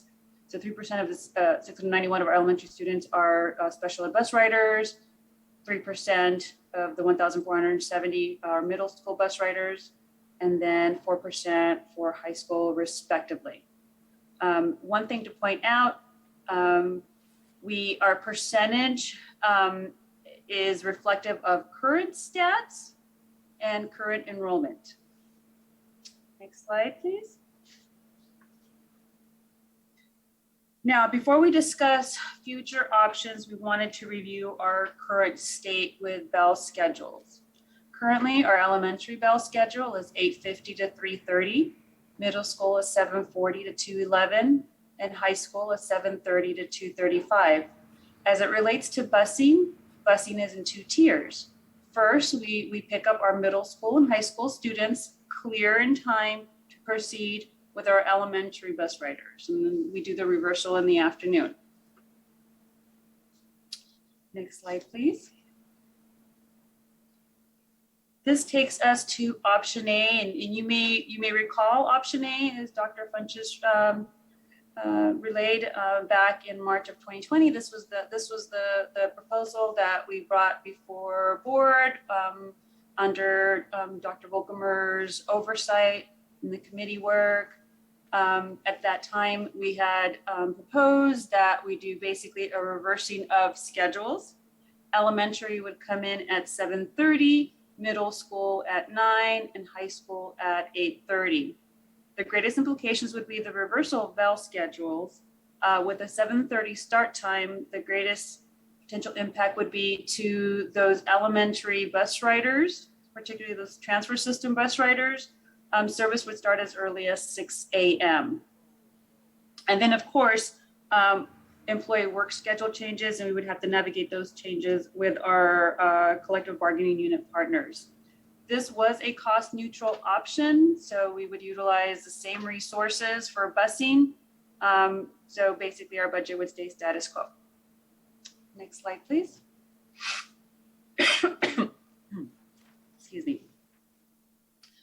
There were some concerns expressed by the committee about the early start time for elementary, particularly that 6 o'clock pickup window for some of our students. So we were asked to explore maybe potentially moving that schedule a little later. So we provided a 20-minute shift in the time, and basically all we did was just move all the schedules by 20 minutes, offering a 7:50 start, 9:20 start, and 8:50 start. Still remaining cost neutral. However, this required our elementary and high school, our secondary students, to actually start later and release even later. And then, of course, with every option that's presented before you today, we have to navigate the employee work schedule changes with our collective bargaining unit partners. But this was also a cost neutral option. Next slide, please. And then we go to option C. And I'm going to break it down by elementary and secondary because this is has different aspects to it. So this recommendation allows us to keep our 8:50 to 3:30 bell schedule for elementary students. However, if you're a bus rider, in order to be cost neutral for Gen Ed, we would deliver those bus riding students similar to option A by 7:30 and then proceed and do secondary. So students would basically be picked up, go to their attending schools, participate in the district-wide Sunrise program. And then in the afternoon, we would first pick up our secondary students. Bus riding students would remain at CAPS, after school CAPS, till approximately 4:45 when we clear with secondary service. And then we would pick up those students and continue on and deliver them to their respective bus stops. One thing that would be required with an elementary schedule of 8:50 to 3:30 is that we would have to go out for bid for our elementary school bus needs. We discussed this option with Dr. Lundy and the possibilities of housing our special needs students with a variety of different needs and that our students may have would just not be feasible. So we would have to outsource our special ed busing to an additional contractor. So we would still have Durham. We would need an additional contractor for just our special needs busing. And that I estimated at about $12 million because it's about 115 routes that we would have to go out for bid for. And of course, employee work schedule changes. Next slide, thank you. In the original proposal, we would do an 8:50 to 3:30, which I just discussed, and then do a 9 o'clock to 3:31 for middle school.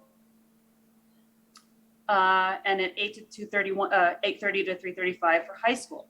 Now, with the 9 to 3:31, there were some concerns about it just being later for secondary. So even though it is cost neutral for Gen Ed busing, I was asked to explore what it would look like if we did an 8:30 or an 8 o'clock start time. So if we were to do an 8:30 start time for middle school, we would have to increase our busing by an additional $3.9 million for our general ed service on top of $12 million for elementary special ed. Because if we're dropping off elementary at 7:30, there's no way I can get these students, drop off at 7:30, clear, deadhead, pick up my middle school students, and I have a lot of middle school students, and then take them to school in time for 8:30 start. Then we explored an 8 o'clock time, which is an even greater, shorter window of service. And we did the cost analysis for that, and that was at an additional $4.3 million for general ed busing, in addition to the $12 million for special ed elementary, should we go that direction.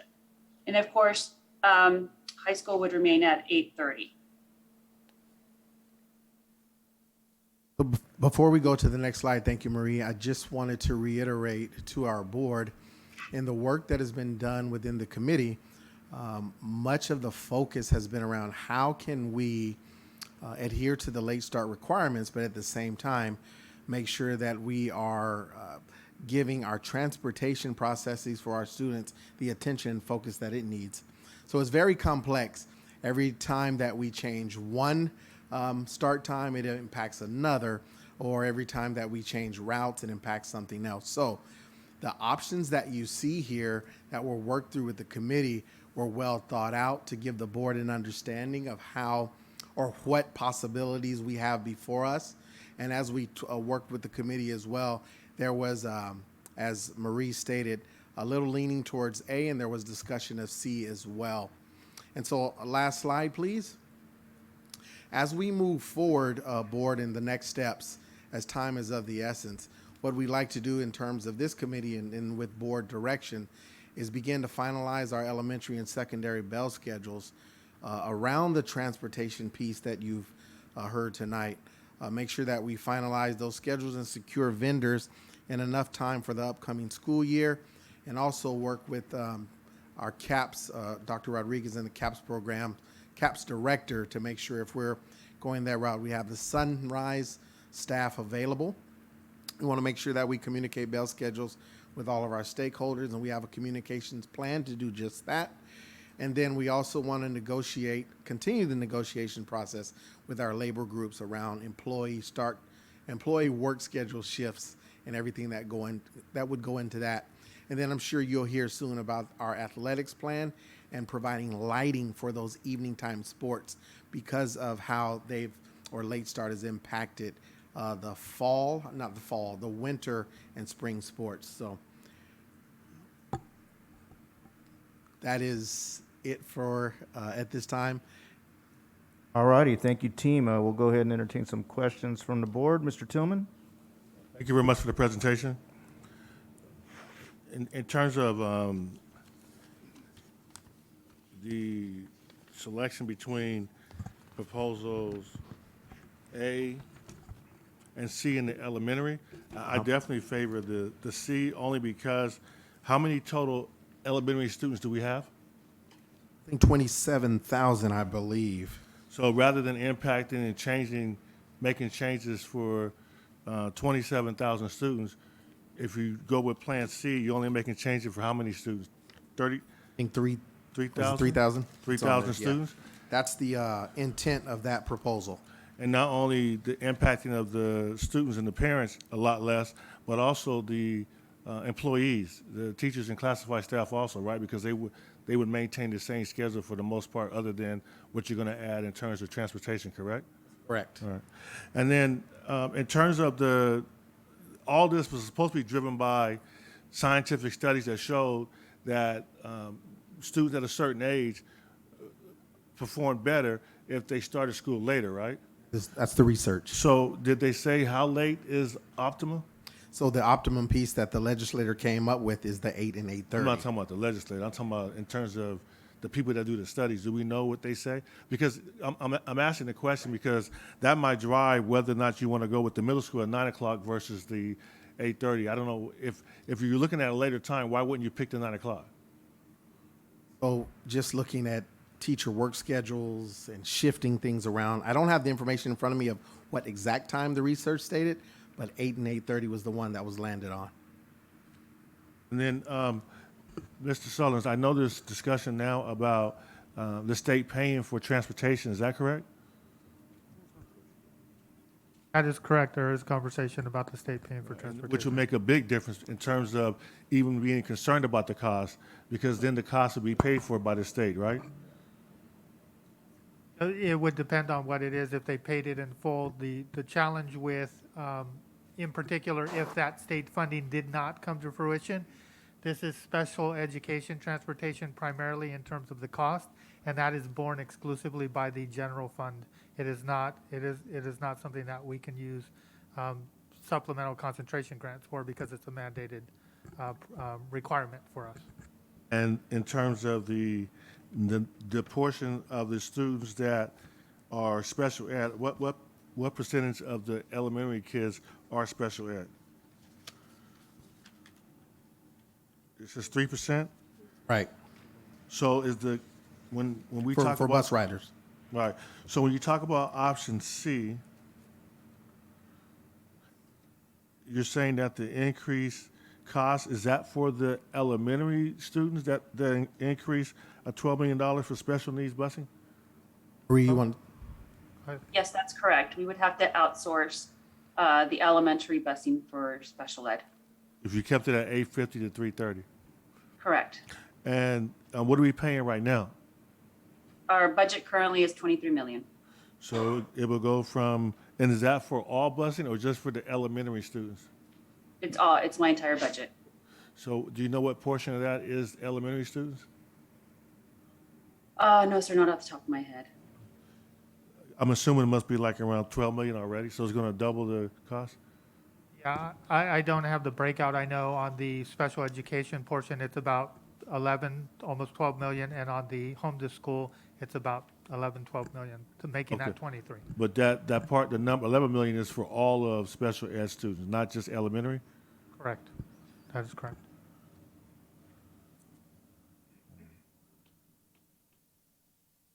So if all of special ed is 11 million for special ed, how could it be that it'd be 12 million for just the elementary Dr. Funches, if I increase? may answer. Right, sir. Sorry, so just taking a look at this, we have about, for the elementary students, Gen Ed, they run at a different rate, so that runs in at about $1,590 per student. So with 3,423 elementary general education students, not counting the special ed, that comes out to about $5,440,000 for the elementary Gen Ed. Yes, and then so you're saying there's an additional cost for the elementary special ed? Well, that would be, if we That's chose. correct. Yeah, if we chose one of these options, there would be an additional cost for the for the special ed. The cost I gave you of 5.4 was strictly just for the general education for the elementary bus riders. I guess because it doesn't point to it doesn't point to a level. I guess I'm trying to be clear that you're telling me that the increased $12 million is just the increased cost for the elementary age students, right? So, Mr. Tillman, the issue is keeping the 8:50 bell schedule conflicts with the other services that would be running, the 8:30, potentially 8:30, 9 o'clock for middle school. So there's a conflict in service. So we couldn't utilize Durham to meet that service. So we would have to outsource elementary busing to accommodate those needs. Let me ask you a question. You just touched on something. So what's the difference in cost if we select middle school at 9 o'clock versus 8:30? It'd be on So that last slide. And the cost, the 9 o'clock cost No additional cost? is still, it is irrelevant for special ed elementary. Even at 9 o'clock, we would still have to outsource elementary busing with an 8:50 start time for elementary and a 9 o'clock start time for middle school. It's still an overlap of services. So there would still be that requirement. So this slide is not clear then. So you're saying that on this slide where it has the arrow pointing to 9 o'clock and it says no additional cost for general ed busing, is that still hold true? So if for general ed, yes, no additional cost for general ed, regardless of the options that you, with option C, regardless of the secondary option, we will still have the 12 million for elementary busing. Just by the sheer 8:50 to 3:30, Right. That's a conflict in bell schedules. It's a $12 million anticipated cost to run services with a different vendor. Perfect. But so you say I save $3.9 million if I pick 9 o'clock versus 8:30 though for the general ed.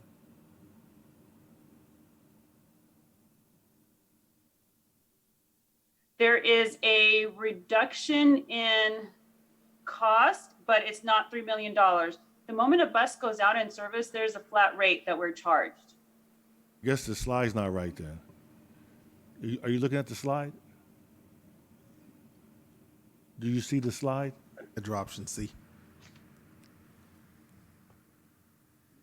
Yeah, for the 9 o'clock for middle school, there won't be any increase for general ed busing. Right. So, So my that would point be is, so the my 9 point o'clock. is, this is important. So if we select the 9 o'clock slot, then the district would save $3.9 million. That is correct, opposed to the 8:30 start, that is correct. Exactly. That's important. So to me, that's what I would lean towards, that we went with C and picked 9 o'clock for the middle school as a starting point, because you would save that $3 million, realize you have to pay an extra $12 million. But the way I look at it, for the first year, and let me say this, the fewer amount of families I have to impact the first year, the better, right? So I know I have additional one-time funding because of our ESSER money this one time. So we could use that to pay for that. And then if the state comes through with the additional funding for transportation, then that could benefit us. But even if I only had the money for 1 year, and I had to make the change next year to say, I don't know, I'm not saying this, but if something happened, you said, hey, there's no way we can pay for this additional transportation, then we could look at it next year. But I think for the first year, not changing the schedule for the elementary school, taking the middle school to 9 o'clock, and then paying an extra $12 million, I think that'd be the way to go. Thank you. Thank you, Mr. Tillman. Ms. Rosales Medina? Yeah, and I have a lot of, some of it was actually very similar to what Mr. Tillman was mentioning. But I wanted to find out, because I do agree with the 9 o'clock, but I'm curious to find out, why does the elementary start at 8:50? Could that not be 9 o'clock? Is there maybe a state mandate, or is there something, why? Because for me, I like to see something that at least looks consistent across the board versus having 8:50, 9 o'clock, 8:30. If we had maybe elementary school and middle school match, since it's either 10 minutes apart, I'm just curious to find out with elementary if there's maybe a state mandate that sets it. Well, it's not a state mandate that sets those times. What it is the instructional minutes that we have to abide by. I'm not clear on the transportation and how that might affect those start times, but here the 8:50 has just been in practice for such a quite some time, and our instructional minutes required by the state of California for elementary is in line with that start time. We've done everything around that. But to your question around can it be changed, that's something that we could definitely explore. But the 8:50 has just been in place for quite some time with us. Unless we try to look at 8:50 within middle school. I just think that way it's more consistent across the board if we have some of the numbers that look similar, and that way it's at maybe 8:50 in middle school, similar to elementary school, and then 8:30. Because I do agree with Plan C. I'm just trying to make it more consistent versus having different sections having different times frames. I don't know if that makes sense. It does make sense. And yeah, and I definitely do not agree with moving elementary earlier, only because even with SB 328, it doesn't mention elementary unless it does within their language. So I will definitely not consider moving elementary school at an earlier start time, unless it's looking at those options with a later time, or moving middle school within 8:50. Because I just want it to be more consistent across the board. Thank you, Ms. Medina. All righty, thank you very much. Dr. Flores? I know that Ms. Ceballos and I are on the Transportation Committee, and I know that we've gone round and round about this. And, and I keep asking this question, and I don't think there's any research. What does the research say about sleeping patterns of elementary schools, right? We don't have any research whatsoever. And I also agree with Mr. Tillman and Ms. Medina about not impacting our elementary students. They're the majority. They're used to 8:50. Parents are used to 8:50. Caretakers, letting them off, bringing them to school, sunrise programs, CAPS programs. That would be really a big disruption into habits, right? Habits and also patterns. So I would not be in favor of starting our little ones at 7:30. Having had little ones and grandchildren, it's hard enough to get them, up in the morning. I know that middle school starts at 7:40 and they're done at 2:11, as stated here. And did I hear right, Dr. Funches, that the legislature said that middle school had to start at 8? No earlier than 8 o'clock a.m. No earlier than 8 o'clock. Mm-hmm.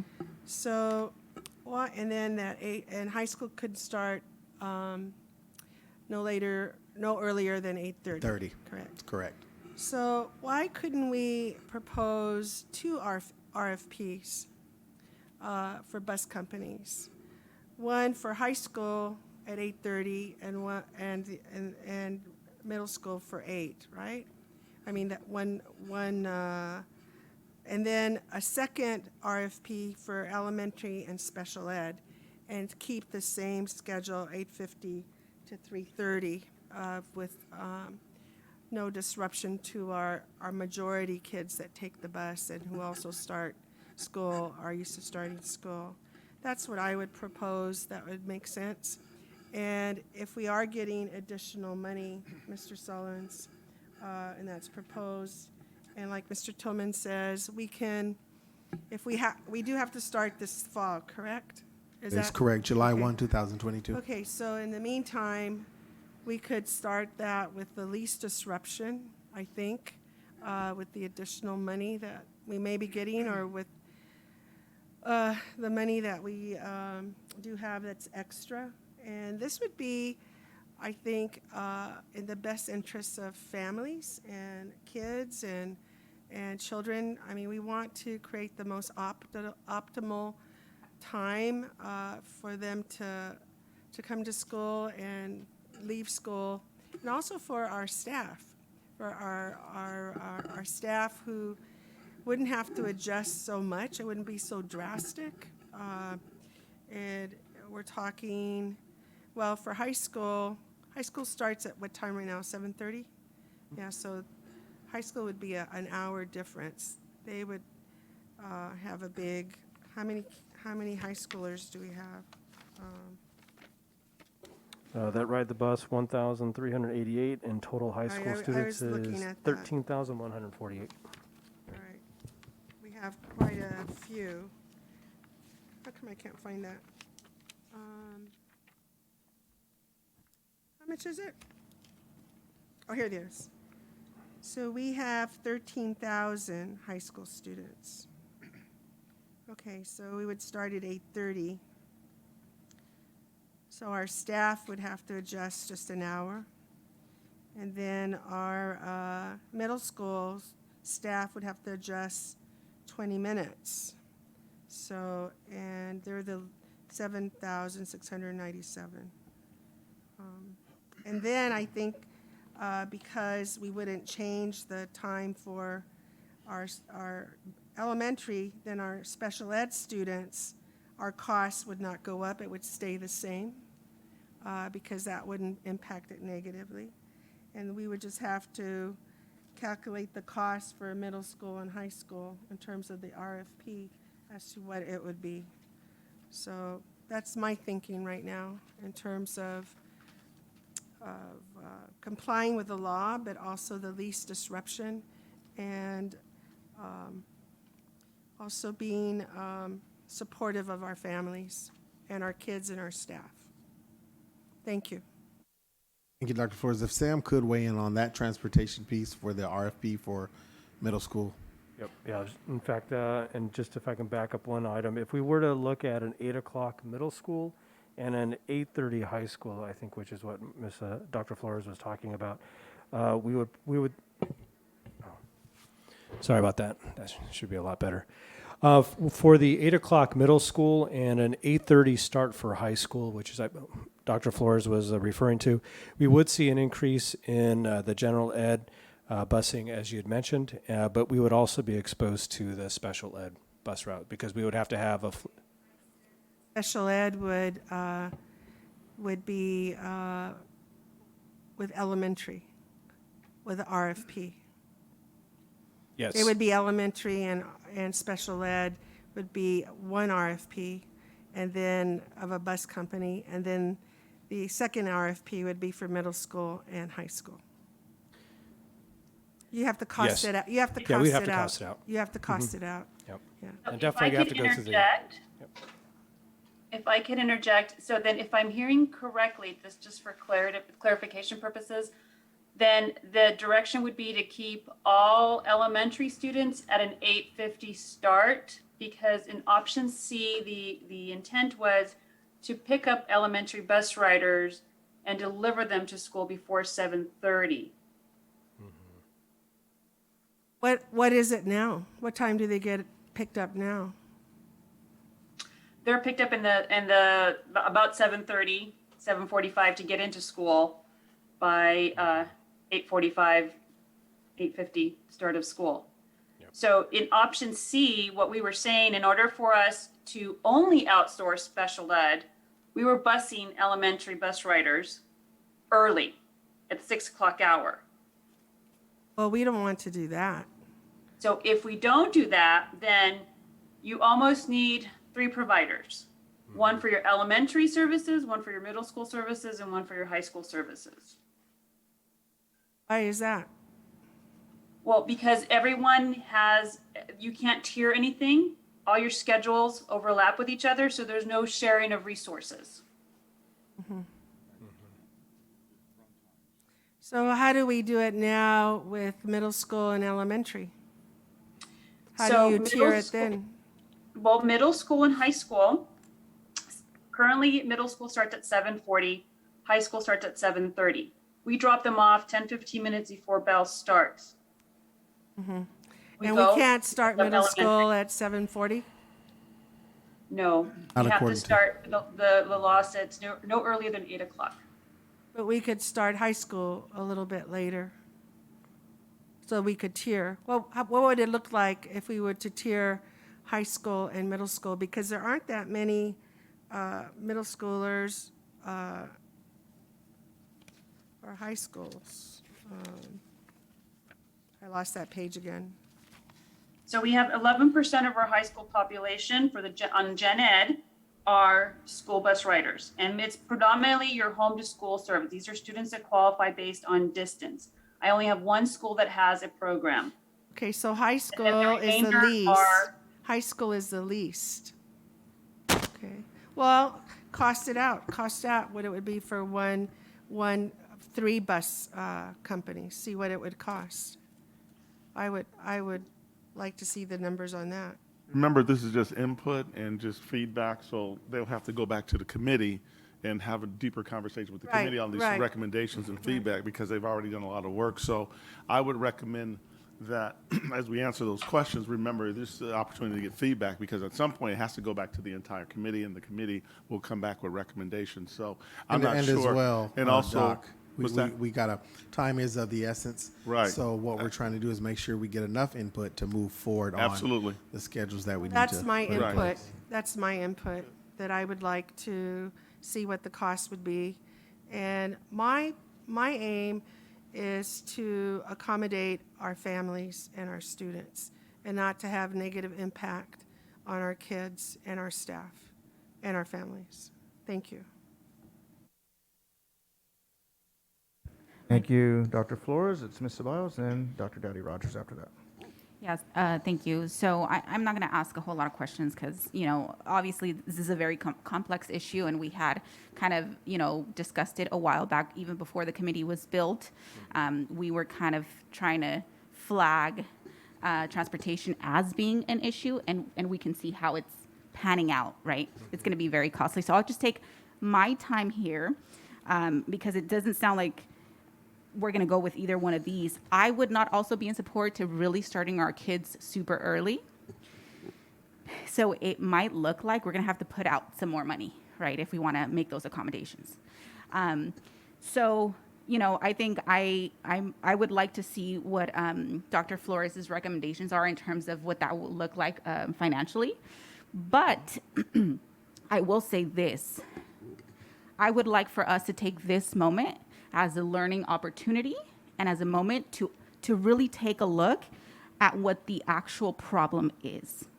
The actual problem is our routes. Why are our students going from one school on one side of town to another school way on the other side of town? That's because we don't have great schools everywhere, right? So one parent that lives on one side of town doesn't want to send their child to that particular school that is their home school because they don't have the same opportunity or programs that this school over here has. So that's why it's so important that it's costing us money now, right? It's really important that we take a look at all our schools and make them great schools so that our children can attend. Another reason why we can't stack them is because the routes, because they go everywhere, they're so long. So it's not like you could take one child and quickly deliver him to this school, and then we can go pick up the next set of students. No, those bus routes are long. You know, we were talking about an hour and a half, almost 2 hours sometimes for one way. So all of these things, you know, I'm taking the opportunity now because I brought this up, you know, the staff brought this up to us earlier. And it is important that we take a look at the core issues and not just put a Band-Aid on it. Because right now, we have to do this. We have to abide whatever the state is, you know, law is, but it is a Band-Aid. So we really need to focus on the core issues. Thank you. Thank you, Ms. Ceballos. Dr. Dowdy Rogers. Thank you, Dr. Wyatt. And I agree with those comments. And this is, believe it or not, it's been going on a while. And we're finally here with this mandate. And I've been on the calls as part of the committee and have heard. I didn't vote because I wanted to see, again, as it comes to us as a board to look at it. But I know that there was also, that's not necessarily reflected in this report, but there was concern about the athletics as well. And my question then would be, which one of these turned out to be the most least implication on the sports from all of the feedback that you got back from?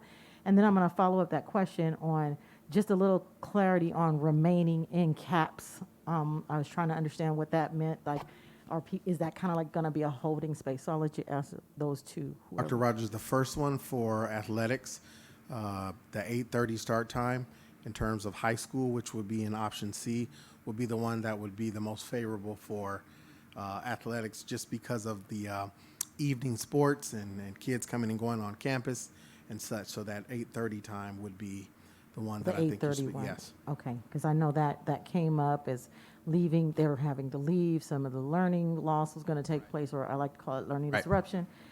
Okay, and then caps. What does that mean by remain? And I'm looking at C, by the way. Remain at caps until approximately 4:45. Is that something different than what they're doing now? No, so that would be our scholars that are after school in the creative after school programs. Those bus riders, if they come early in the morning for sunrise, and then they are there throughout the school day and they don't leave until 4:45, we just calculated that could be upwards to a 10 to 12 hour school day for them. That's wow. Okay. And then lastly I know we also, I remember in the meeting talked about, when daylight savings time change and it's darker and, or either in the morning catching the bus and whatnot. And I know those were things that the community really weighed in on and making sure that we're considering those things. Right. When we make the time. So, all right. Well, thank you all. I mean, again, like I said, I've been on your meetings and it's been very thorough input. Thank you. Thank you. All right, thank you, Dr. Dowdy Rogers. Mr. Tillman? Dr. Flores, I think there's two things when you're talking about additional bus routes. It's not just the cost, but also availability. We know that right now it's hard to staff and find bus drivers and buses for these new routes. So I think the least amount of new demand we create for buses and bus drivers, the better chance of us being successful. And I do differ from the superintendent on. I don't think this is a moment we want to pass this back to a committee. I think tonight we should get some direction, and I think the direction we all have said that we're looking at doing option C. And if we're going to look at doing elementary school from 8:50 to 3:30, and then middle school from 9 to 3:31, and then I even heard Dr. Rogers say high school from 8:30 to 3:35 because that's what's best for the athletics, then I think that's the direction we should move forward with. The other concern was and I think it is going to be the biggest concern, is the picking up the elementary school students earlier in order to take them to an early start program. But the reason why I had no problem suggesting that, because if you were to move all the elementary school time to 7:30, then you would not just have 3,000 students having to get up early, you'd have 27,000 students that have to be up at that time. So by saying that we're only going to do it for the students who are being provided transportation, then you minimize the number of students that are going to be impacted, but they would have been impacted anyway if we went with option A. That's the reason why, to me, it's obvious that option C is the best way to go. So I would like for us to give direction to superintendent and staff that option C is the direction we want to go. They can firm up the numbers and then bring it back for, and I know we have to talk to all of the employee unions and get their impact and work the stuff out and tweak it, and then bring it back to us for a final look. But I'm hoping that we get a consensus from the board that we want to go with option C. Thank you. Thank you, Mr. If I Tillman. could please Superintendent. interject? I'm sorry. Oh, If go I ahead, could Ms. just please Espinoza. interject, to Mr. Tillman's point, I think one thing I think that is prudent that I put on everyone's radar is, even if we go out to bid, the industry is quite scarce when it comes to recruitment of drivers. And drivers of all kind, and school bus is not exempt from that. Durham has already increased their wages, and to date, we still don't have a full complement of drivers. So that would be the first concern. Any vendor that comes in, we have to make it very clear to them is that you're not taking on the current service, we're adding service. So they would be recruiting 115, 120, because you need to have a spare factor, brand new drivers. So Durham has only been able to recruit 25 drivers year to date. And then second, we would also have to be mindful of the fact that whichever vendor comes in, they're not acquiring the previous vendor's fleet or the previous vendor's location. They have to go out and seek their own bus location, their own bus depot. They have to locate their own buses for service, and they have to locate and not pillage the current provider. Otherwise, we're going to be in the same situation. You know, whether I have 100 drivers for Durham and they take 50, I still only have 100 drivers for service, and I need 200. So these are additional concerns that are in the forefront of us going out for bid and could impact our ability to have a successful award. Thank you, Ms. Espinoza. I believe we're on Superintendent Irvin. Yes, so I just want to bring clarity. When I talked about going back to the committee, today's purpose is obviously getting input, and we need to move forward. And we definitely want to hear from each board member. But definitely, at some point, we need to make sure we notify the committee of what the next steps are or what direction we're going, because we don't want to disregard those individuals who spent all that time and been a part of the committee. So the district will move forward, and we will notify the committee, and we're still going to go through that process. I just want to be clear so there's no misunderstanding there. Obviously, regardless, if the board has already, if most board members are recommending option C, that seems the direction we go, we should at least notify the committee of the direction the board wants to go. That's basically it. So we're not saying that we're not going to not take the board's recommendations. We're saying that we want to make sure we notify those individuals who sat on the committee. So that's no big deal. Secondly, whatever decision that the board makes and we make as a district, if it is option C, I want to be clear though, we got to make sure that we stick to the plan. Because another reason why our bell schedule is a hot mess at times is because because once we say this is the schedule, then there's phone calls made, and then everybody wants to mess with the routing system. So once the board says these are the bell schedule, that means we can't make exceptions to the rule within that system, because once you start doing that, we're going to get back to where we were originally, where we're going to have buses going to that side of town and coming to that side of town because someone's making phone calls. So what we're going to do is once the board gives us direction, we're going to be very clear. These are our expectations. We're going to stick to it. And we're not going to be in the situation where we are in now, where a phone call comes in and then all of a sudden our bus routes are all over the place again. And Marie and Sam, you know that has happened, and that's not going to happen as we go forward. So right after the board makes that decision, if it's option C, we're sticking to option C. We can't make exceptions to the rule. So I just want to be clear that I want to bring that up, because those have been some issues that we've dealt with. So. Thank you, Superintendent Irvin. Dr. Flores? Mr. Tillman, I hear you. I think that it would be option C then, given what Marie said as well about the availability of bus drivers and so forth. That would be prudent. I still wonder if there's entrepreneurs out there that are in the wings waiting for RFPs. I don't know. I don't know the industry that well in terms of bus drivers and bus availability. I guess, Marie, you do, I guess, right? You know the network and so forth. Is that correct? Yeah, I've received numerous phone calls from different school districts who are holding off on going out for bid, and the discussions over driver shortages and how we're handling it, and not just in the state of California, but I also attend national forums. Okay. And this discussion doesn't just impact us here in San Bernardino or in the state of California. I want to ask you something. Do you know Redlands bus routes? Because I think Redlands implemented 8:30 start already this past year for their high school. So are they different than us? Yes. Yes, they are. Yes. The biggest difference between us and other school districts, most school districts offer special ed busing, which is a legal mandate and an obligation that we have as a district.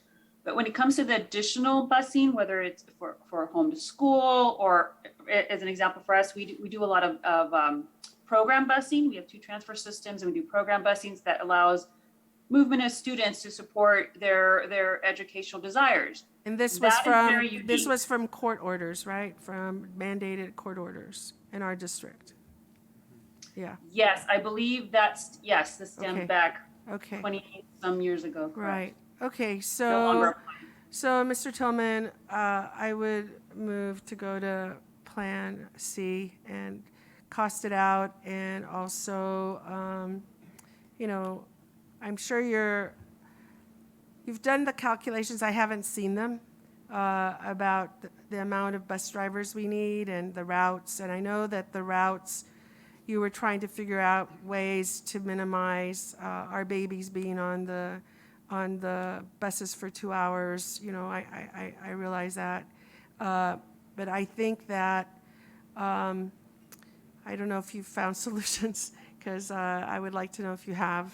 And also, but I agree with my colleagues of not disrupting our elementary, our 27,000 students. Thank you. Thank you, Dr. Flores. Looks like Ms. Rosales Medina. All right, so also in agreement with C, but I think I just want to make sure that I kind of separate one with the other. So we're talking about bus routes right now when it comes to early start time. I will still advocate, and this is separate, and I know Mr. Superintendent Irvin suggested that, well, we stick to this plan. We can't make any changes with our students who may be in safety issues going on at home, that we cannot accommodate them. So I honestly want to make sure that I'm just letting you know that I'm not in agreement with that. So just because I'm supporting Plan C does not mean I will not make exception for students who have issues with safety and making sure that they're arriving home safe through a bus avenue. Also to kind of mention is that magnet schools also have students going across town. So this, like I said, this is 2 different subjects. One we're talking about is start times. The other conversation when it comes to, students going across town, that's a different subject point that can be addressed at a later time, because this is what we're talking about now. I've had many students in my household, as well as the school that my children were at weren't the greatest.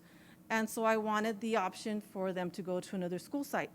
And you know what? We're at the point where there's also magnet programs with arts, there's Spanish, there's multiple languages. If we have every school site offer all of those programs, which I know is very difficult, we should still provide parents the opportunity to choose and students to choose the school of choice and making sure that we're continuing the magnet programs, which will provide transportation across the town. So I know that's my viewpoint. I just want to make sure I'm clear that that's not what I'm supporting. I know other board members may feel differently, but that's not what I'm supporting. Thank you, Ms. Rosales Medina. It looks like Ms. Ceballos, then Dr. Flores. Thank you. So a couple comments to kind of, I guess, wrap up here for me, just so that I understand. Option C means elementary will start at 8:50 and end at 3:30, with a student delivery by 7:30. So students will get up around, between 6 and 7:30. That'll be kind of like their wake up time, because they'll have to be delivered by 7:30. Is that, or picked up by 7:30? Delivered to their school site by 7:30, so they're looking at a transit start time of about 6:20ish. Okay, so they and currently that is their start time? No, because elementaries start at 8:50. They're not actually getting on a bus until about 7:30, 7:40ish time frame. So essentially, even with option C, we are having them wake up an hour earlier. Bus riders. For the right. We for are, the bus yeah. riders. It'll be for the 3,000 K6 bus riders. Okay. Okay, but we're leaving everybody, to Mr. Tillman's point, we're not disrupting all of elementary. It would just be for those riders. That's correct. Okay. And then for middle school, option C, are we sticking to, are we sticking to 9 o'clock? Or are we, is that the one that the recommendation had been? 9 o'clock? Okay. And then If I could, Mr. Bios, what I did hear was the 9 o'clock. What I thought I also heard was just make sure you cost out and see what the other ones might be as well, if they're feasible. But right now, the consensus was 9. Okay, and then obviously for high school, it's 8:30. Okay, so here's what I'm going to say. This has to be done. It has to get done, right? I do not prefer disruption to the least amount of disruption to our elementary students, to all students, but in this case, elementary students. But again, I do really want to emphasize, and I know that Ms. Medina said that those are two separate conversations. They're not, because we can clearly see how one is affecting the other. So they're very relevant conversations. So I really, really want to make sure that we do come back and we do address these issues, because we do need to have equity across our district and across our schools. Now, I'm not saying that every single school has to have the exact same program. That's not what I'm saying. I'm saying that we need to bring it back and we need to have a serious conversation about it and what that could potentially and realistically look like, right?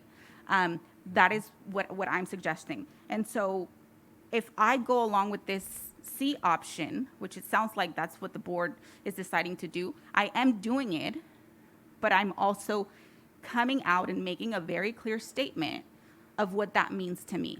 Because right now it's 12 million.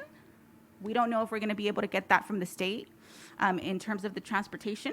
Next year, it can very well be coming out of our general fund, right? So these are things that if we are to govern and we are to govern responsibly, we need to look at, not just the present moment. Present moment's important, but we also have to look 2-3 years out.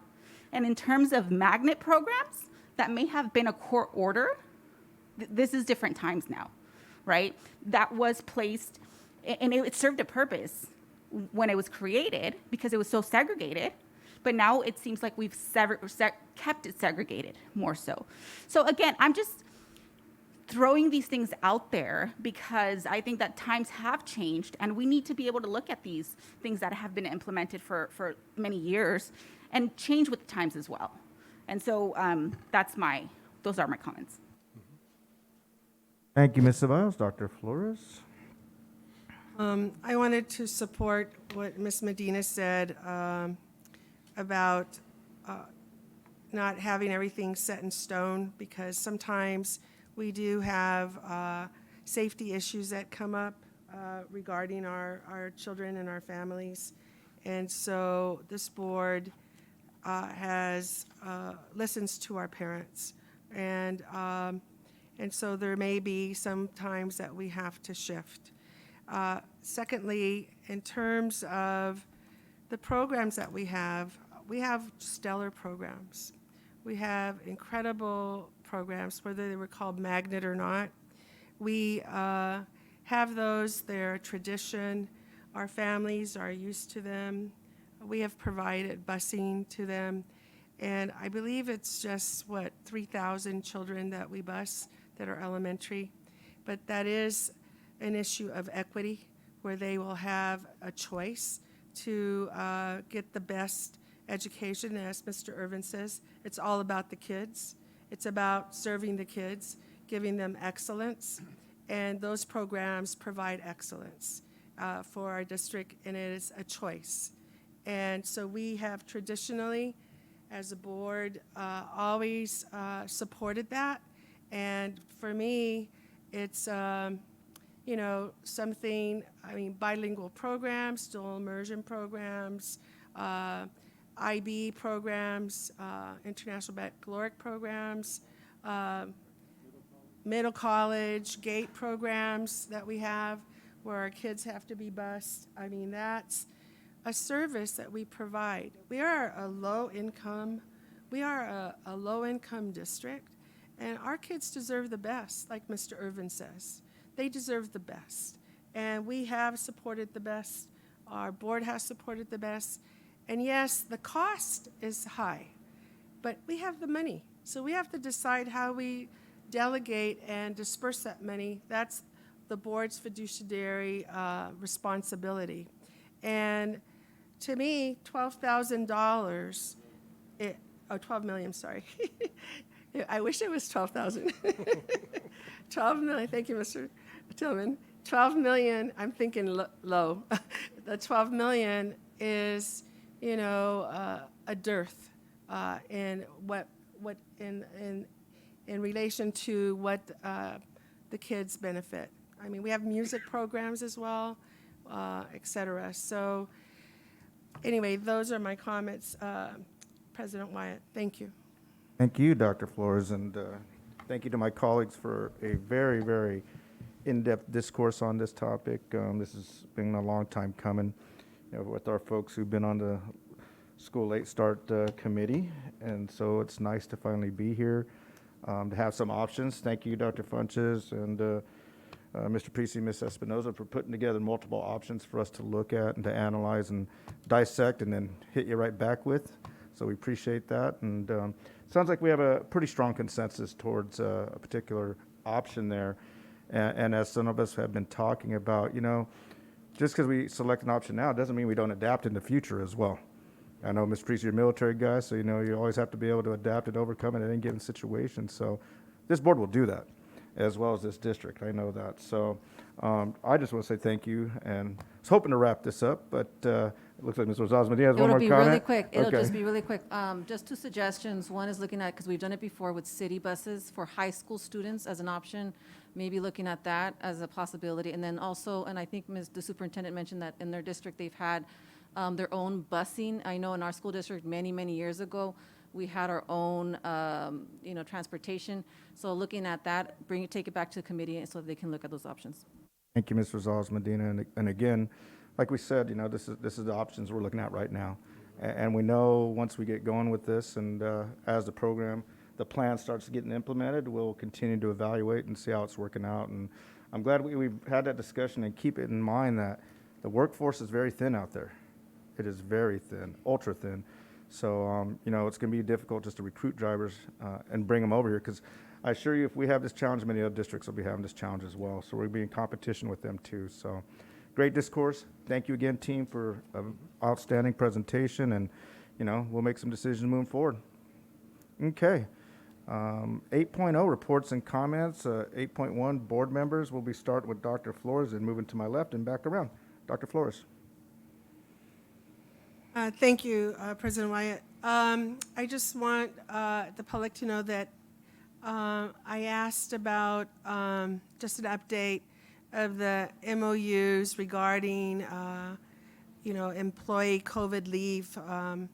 And apparently, Dr. Funches, it will be coming to board on March 1st agenda, so that everyone knows that we will get that on March 1st.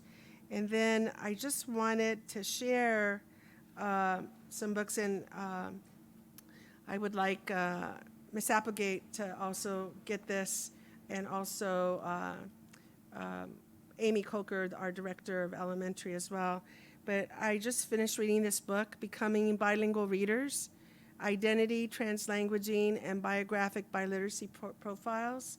It's really very comprehensive, and it deals with how our kids come to be biliterate, and also not just biliterate, but looking at culturally relevant curriculum as well, and how, and I know we're doing that, but I just, it's really exciting. I thought you'd like to read it. And then this just came out, Renewing Our Promise, Research and Recommendations to Support California's Long-Term English Learners. This is a new book, and they came out with the first one, Californians Together, and it's very, very insightful. And I don't know if you have this or not, but I highly recommend that we move in that direction, because I know that we're addressing long-term English learners, and as Superintendent Irvin said, we want the best for our kids, and our long-term English learners have been scoring very low and not graduating, and so we need to address their needs comprehensively in terms of their, the whole child, right? The whole student. So I'll let you look at these. Thank you, and I want to thank the cabinet as well for all your hard work. It's greatly appreciated. You all do an incredible job, and thank you very much. Thank you, Dr. Forbes. Mr. Tillman? I just want to say, I think sometimes we lose sight of some of the gems that we have in the district. The whole desegregation and integration started out as a negative thing, but the challenge for them was to lure convince certain parents to send their kids to a different area of the city voluntarily. So they did it by trying to create these amazing programs at one site to do it. And it's actually because the district was so good at it that has posed a problem for us. But newcomers always say, hey, we're going to do all the good programs at all the schools. That's impossible. You're not going to do a middle college at all the schools. The middle college that we have created sits across the street from San Bernardino Valley College. So you're not going to have all your high schools at San Bernardino Valley College. Now, I agree, you could do a form of a middle college at all sites, but it's not going to be that program. And if you look at the book of all the different programs that we offer, it is amazing. And it does provide parents with choice. And it's not a bad thing. It's a good thing. Whether you want your child to be dual immersion, whether you're concerned about a GATE program, whether you want to extend a day somewhere, we create programs that cost a whole bunch of money that we can't afford to do at every site, but we provide the transportation to allow their student to go there. That's a good thing. You look at San Andreas, we did the gardening thing, high tech, where we spent millions of dollars. We couldn't afford to do that program at every site. So I think as a district, we have to decide whether or not we're saying that having options for parents are good, and we're going to be fair about it by providing the transportation, or if we really do think we're going to adopt some philosophy that somehow we're going to look at the list, and we have a book, we have a pamphlet with all the different programs in our district. And if someone can show me how we're going to take all those programs and put them at all the sites, I'm open to see it, but I don't see it happening. And I really think what we should do is celebrate the programs that we have, try to create more, look at the ones that are successful and what we've done in the past. Dr. Wyatt, part of the board prioritizing the list, and you said you're going to bring that back, was to say, here are some of the things that's successful, and we want more. The reason why we have Rodriguez is because we said we wanted another Richardson, and Richardson became Rodriguez. So we have a number of options. I think it's good. The parents that leave our district are parents who look around our sites and don't see what they want, so they go to a different site, an outside agency. So I think we should really celebrate and do more to advertise the good programs we have in our district, because some parents don't use transportation. They'll drive their kids there also because they're so excited about having their students in those programs. But I think we should pat ourselves on the back rather than say that it's a bad thing that somebody wants their kid to go to a school outside their neighborhood. Thank you very much. Thank you, Mr. Toon. Ms. Ceballos? Thank you so much. I wasn't going to add anything else to the comment, but in lieu, I think I will add a couple things in regards to that, just for clarity's purpose. I'm not saying that the district doesn't have great programs. All I'm saying is that they're not often equitable. So not everybody has the ability to go, say, to a middle college. Even if they met the requirements, even if not everybody can go. So we do need to make replications of programs that are working. And that's what I'm saying. I'm not saying that we go to every single school and we replicate every single program there. What I am saying is we bring it back. We look at it like I'm hearing that Dr. Wyatt wants to bring some of those programs back, see which ones have been successful, and maybe replicate them. So maybe we're speaking the same language, right? So I'm not saying to replicate and mirror every school. So for clarity's purpose, that's not what I'm saying. What I'm saying is make it more accessible to more students, because not everybody has access. With that being said, I do want to, I had a couple of notes. I want to make sure that I can, sorry, didn't have this up. There's some items that I wanted to, see if we can bring back in a future agenda item. And some of those include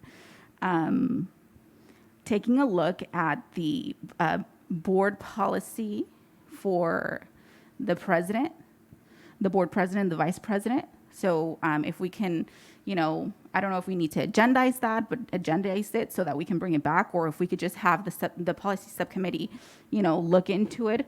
But that's something that I would like for us to take a look at. Another thing that I would like for us to agendize is maybe discussing a discussion around ending our board meetings. So today it looks like we're going to be ending pretty early, which, I'm super excited for. But, just to make it consistent, because we have had marathons of really, really long board meetings, and that's really not conducive for, it's not helpful to any one of us, employees included, and really deprives the public from being able to engage when we go on for so long. So maybe agendizing to, have an end time to these board meetings.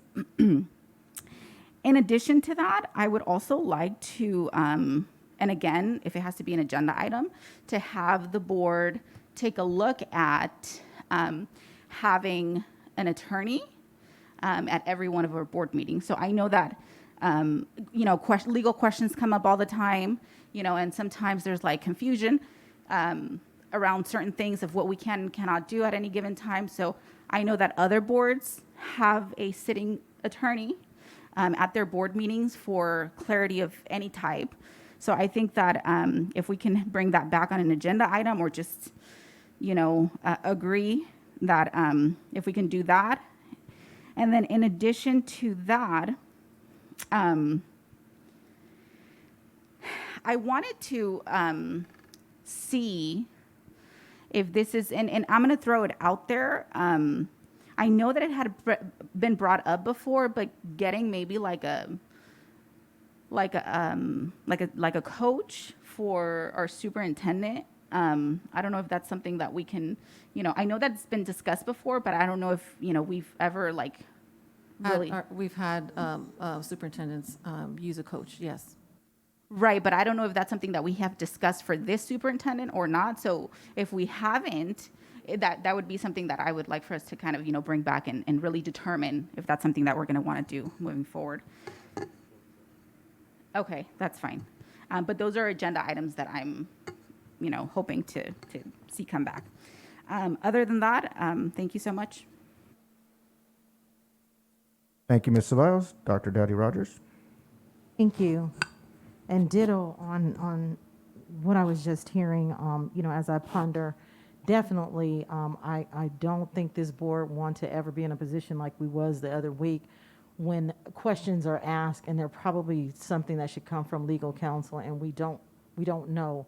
And the biggest concern is to our public, they're deserving to know that we're either going to find it out or come back and provide whatever it is and not just be left hanging because there are things that we don't know. And I know we also had talked about future agenda items coming back or being put in a kind of cascading or something so that we don't have to keep remembering. I mean, I know some people take notes and others, you may not, but then all of a sudden you have that aha moment and you want to bring it up again. But for example, like I had talked about facilities a while back, and I don't know where we're at with that, but I know I brought it up and it's in the record somewhere that we were going to have that discussion, whether it's going to be agendized or how it's going to be done. I know we did the same thing about contracts, and these are not new things. These are things that we talked about in the past, but we never get there until something comes up, and then we're kind of stuck right back where we started. So hopefully we can capture those and definitely move forward with cleaning those up so that we don't have to keep bringing them up again. I do want to also make note of, and I'm sure the district did, but I want to say it from the board perspective.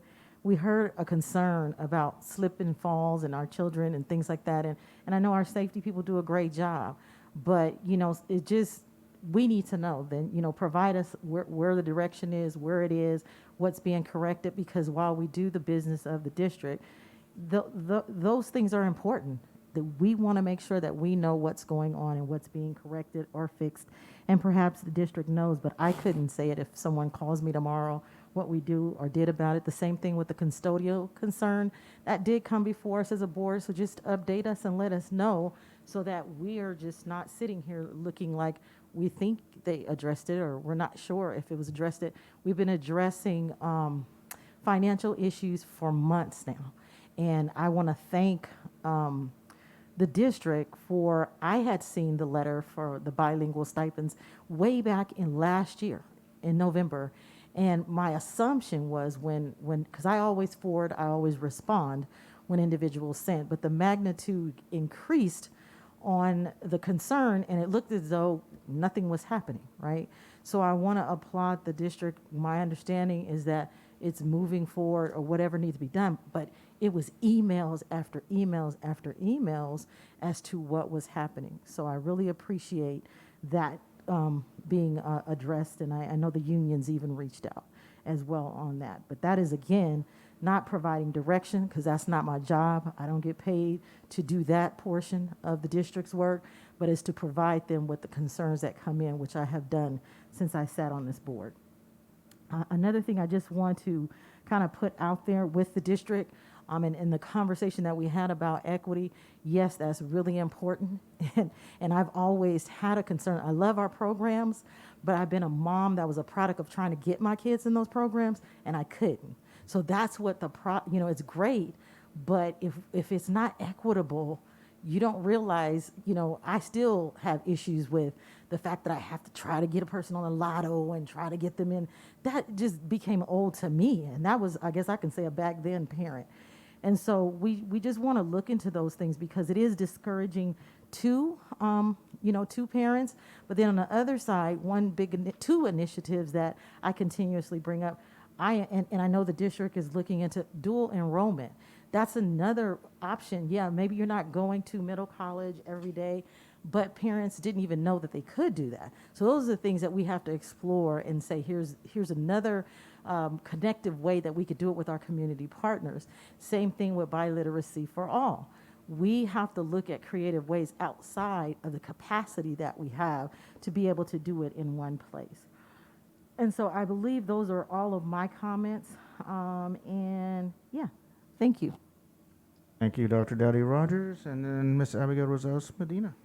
Right. I just was made aware there was an article that was in the Vice that is called Amazon Paid for High School Course. Here's what it teaches. And so within the article, they were able to receive public records within the curriculum that's being taught by Amazon in our classrooms. And there was a few concerns and kind of disappointed that, typically when you look at career pathways, we try to be inclusive of, if it's logistics, then it's all logistics. It's not Amazon. And so I would like to look at terminating that specific program and then converting it to a logistics and supply management versus it being Amazon logistics and supply management, because some of the, within the article, and I'll share it with the board, I wasn't able to print it, but there was a few that came directly from the curriculum within our school districts that they shared copies of within the article. And there was a few alarming things that are being taught within the program. So definitely want to look at that. And if we're going to be doing a career pathway, it has to be inclusive. It can't be specific to one company, especially looking at the curriculum that they're providing and some of the things that they shouldn't be teaching. Another thing, and I do agree with the custodial supervisor, as an example of looking at a policy of making sure that we're creating a position approved by the board, then moving it to filling the position. It seems like we're working in reverse. When there's a new position, it seems like our district is looking for people to place in that position even before being approved by the board. So I would really look at a policy, if we don't have one, to really address that issue. And with regards to communications, I think this would, communication department, it's really looking at, we've heard complaints of how things are coming out and the narrative that are being provided within these letters. If we can look at, I know that we had Linda Bardier within the department. If we could look at replacing her position, meaning maybe getting someone in with her department. So just looking at that as well.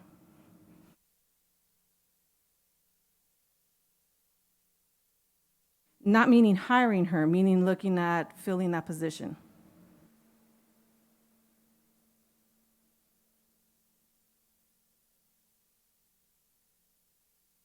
That it, Ms. Rosales Medina? All righty, thank you. All right, and then I'll go ahead and make my comments. Dr. Flores started, actually. Oh, okay. Yeah, but thank you, Mr. Tillman.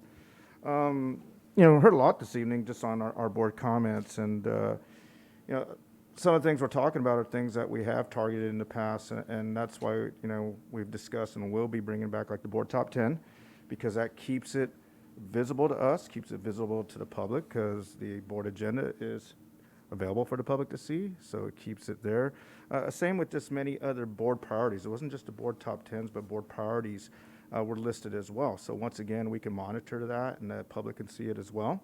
One of those top priorities, and actually made the top 10, was emulating successful academic programs that we have at schools. So that's not a new idea, let me just say that. That idea has been around for many years. Easier said than done. That's for darn sure, easier said than done. However, when you start to create a plan, start to create alignment, and as Mr. Urban and the team has done, it is probably more accomplishable than what we've done in the last few years. So let me just say that. So that's definitely on the radar. It's been on the radar, but it fell off when you don't have the list to look at. Another thing I will note is that, we have been listening and we are responsive, not just to public comment, but board comment as well. One thing that has been mentioned already, since I've been board president in the last 2 months, is that public comments were coming too late. If you haven't noticed, we adjusted that in the agenda. Public comments are now earlier in the agenda and are getting done, so our public doesn't have to be here late. Same with the length of the meeting. Today is not just a short meeting just because, it's because it's been strategically planned by myself and Mr. Urban and Executive Cabinet. So yes, we are taking action on that. Does it have to be agendized? Sure. Does it have to be a board policy? Sure. Does it need to be? No, because we could do that by controlling the agenda, and that's what we've done tonight, and that's why we're going to end earlier tonight. So yes, we have taken action again, let me say that. There's other public comment that was brought forth tonight about some concerns. I've already responded to an email on that, and we're already going to respond to that and make sure that such concerns are addressed and don't happen. But let me say this, since I've been on the board, and this has been probably about 4 or 5 years, we've had a bridge committee. We have reached out time and time and time again to our colleagues to meet with no avail or no response.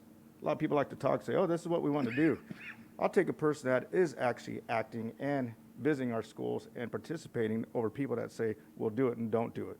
So I'll just comment, and that's my comment on that. As for having an attorney here, I have talked to Mr. Irvin about that as well. And for those of us that actually attended some of the presentations at our CSBA AEC, CSBA did let us know that they have now started a legal service, which is great because that pertains just to us, school board members. So we've already discussed the option of bringing in CSBA. They are much cheaper. They charge, what, about $200 an hour, I think, Mr. Irvin? Yeah, we're already in conversation. Which we're already in conversation with. So yes, we are also acting on that one as well. So I really do appreciate you guys bringing that up because these are things that we are taking care of. I won't say behind closed doors or behind the scenes, but it is getting done. Facilities, see, that would be something that would be on the list as well. Want to make sure we hit that. And then let me see if I can read that last one. Well, I can't read my own writing. I think that was you, Dr. Rogers? I think you brought some up after facilities. What did you bring up? Facility study session, but we're already planning that. What is it? Facility study session. No, there was one after that, too. It said facilities and contracts. Contracts, thank you. That was it. Contracts. Yeah, no, I had that written. I can't read my own writing. That's horrible. Yeah, the contracts I'm working on. Yeah, but again, those are items that I've talked to Mr. Urban on, and we're going to bring forward to the board and continue to work on.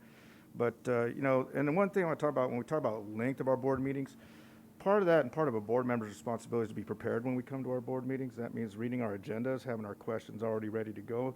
Keep those questions succinct, hopefully not repetitive. Talk less. Talk less. We talk a lot up here. We're a very talkative board, which means we're engaged, we're active, but, let's be succinct in our comments and our questions and pay attention to our time as well. And I'm going to make sure I end within my 5 minutes, and I think we all did tonight, so great job to all of us. And those are my comments for tonight. Thank you. And that moves on to 8.2, superintendent and staff. Mr. Urban. A couple of things. One for AXA, the Association for California School Administrators. As you know, each year they recognize exemplary, administrators for their leadership in schools and districts. And so this year we have 3 administrators within our district that have been identified for recognition as Administrator of the Year in their respective areas. So in May, AXA will recognize Ms. Shauna Smith. She is currently the Assistant Director of Employee Development, and she'll be recognized as the AXA Personnel/Human Resources Administrator of the Year. Dr. Marlene Bicondova, she's our Director of Positive Youth Development. She'll be recognized as AXA Student Services Administrator of the Year. Congratulations. And Dr. Natalie Raimundo, Principal of Pacific High School, will be recognized as AXA's Secondary Principal of the Year. So congratulations to them. I know you're out there. If you can clap a little bit, work with us back there. Thank you, Mike. Work with us. And we also know that the governor announced his mask mandate for vaccinated California. That goes away tomorrow, but it is important to note that this does not change anything here within our district. Schools were not a part of this announcement, so masks are still required to be worn by everyone indoors in school buildings. And then again, we've been talking with our legislative partners. I know Dr. Wyatt was part of that conversation. We're going to be hearing some changes to that requirement soon. And then when we do hear that, we'll start having a conversation about that. The ETSA department, in collaboration with all of the SBC USD K-12 schools, will be hosting the annual Black Honor Roll, recognizing our African American scholars across the district. The board and the public, they're invited to attend. This year event will take place on Saturday, February 19th. It's been in the board and Friday update from 8 to 1, and it'll be at Indian Springs High School. We'll send out more information on that. And then again, recently we had 3 more of our Career Pathways earned gold certification from the Link Learning Alliance, Arroyo Valley High School Business and Logistics Academy, also at Arroyo Valley High School Digital Media Academy, and then also at Pacific High School Digital Design and Communications Academy. And then with the latest goal, actually Pacific High School becomes the first SBC USD first comprehensive high school to have 100% of its pathways gold certified. And a couple other things, we talked about the attorney at CSBA. So yeah, we have been in contact with them. They do have a program now that provides supports to school districts. So we're looking at bringing in an attorney here during our meetings. I think, Harold, I sent you the information. So as soon as I get a chance to talk with the attorney and the CSBA firm and Dr. Wyatt, we'll get back with the board on that one. And then there was a question regarding the STEAM programs, signature programs. I'm not going to delve into that again. We're going to continue to move forward. In terms of the contracts and the audit, we do finally got a report, and I'll probably have to touch base with each board member individually on that report because I think that that might be in our best interest as I read the report. So I will reach out to each board member and sit with them to walk them through the contents of the report because, again, I think that would be wise at this time. And that's all I have for this evening. Thank you, Mr. Irvin. We'll move on. Action items 9.0, 9.1, approval of personnel report number 14 dated February 15, 2022. As presented. Thank you, Dr. Funches. So moved. It's been moved by Dr. Rogers. Second by Mr. Tillman. Any discussion? All right, let's go ahead and vote.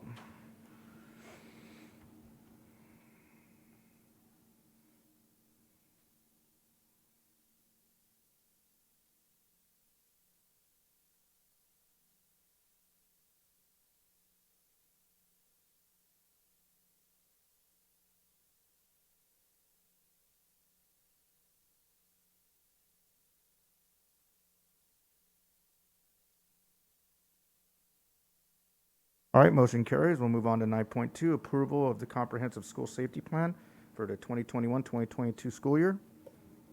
Second. It's been moved by Ms. Rosales Medina, seconded by Dr. Flores. Any discussion?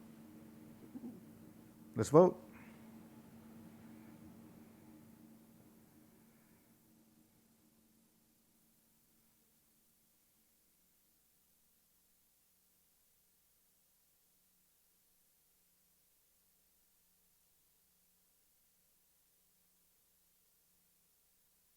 All right, motion carries. 9.3, establishment of subfunds. So moved. Second. Been moved by Dr. Flores, second by Mr. Tillman. Any discussion? All righty, let's vote.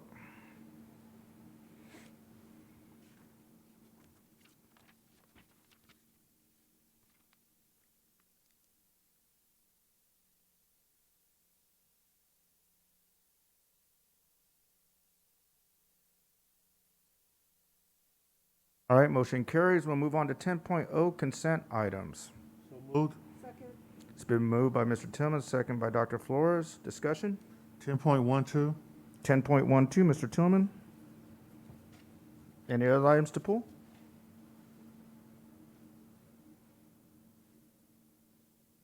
All right, sounds like just 10.12. Let's go ahead and vote on the agenda as amended.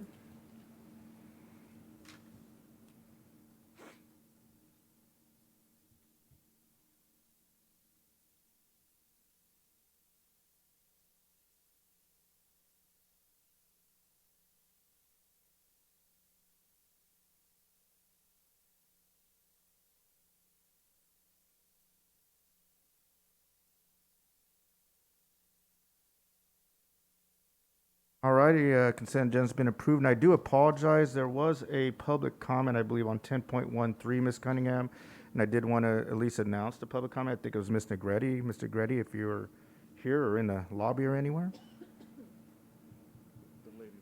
All right, I believe she did leave, but I wanted to make sure to acknowledge that. Thank you. All right, Mr. Tillman, 10.12. So I had a few questions on this item. I read, and it wasn't for this item, but just in general, in terms of the Making It Happen, Making Hope Happen Foundation. We had a MOU. Is it a current MOU? Because the one out there on their site is an old MOU. Is there a new one? I don't know whose item this is. It's student services item. We have the purpose of this particular item is to have CAPS programs at our school sites to utilize them as a vendor because our existing vendors are all tapped out as far as being able to provide us with personnel. But I guess I'm confused on who is does the Making Hope Foundation have a CEO? I'll defer to Ginger on that. The Making Hope Happen Foundation I serve as the executive director for the Making Hope Happen Foundation. It's not any extra resources to me. It's more of a added volunteer support. But we do have 3 directors that work in the program, in the foundation, doing various programs for the foundation. I guess I'm really confused on this in terms of the structure. So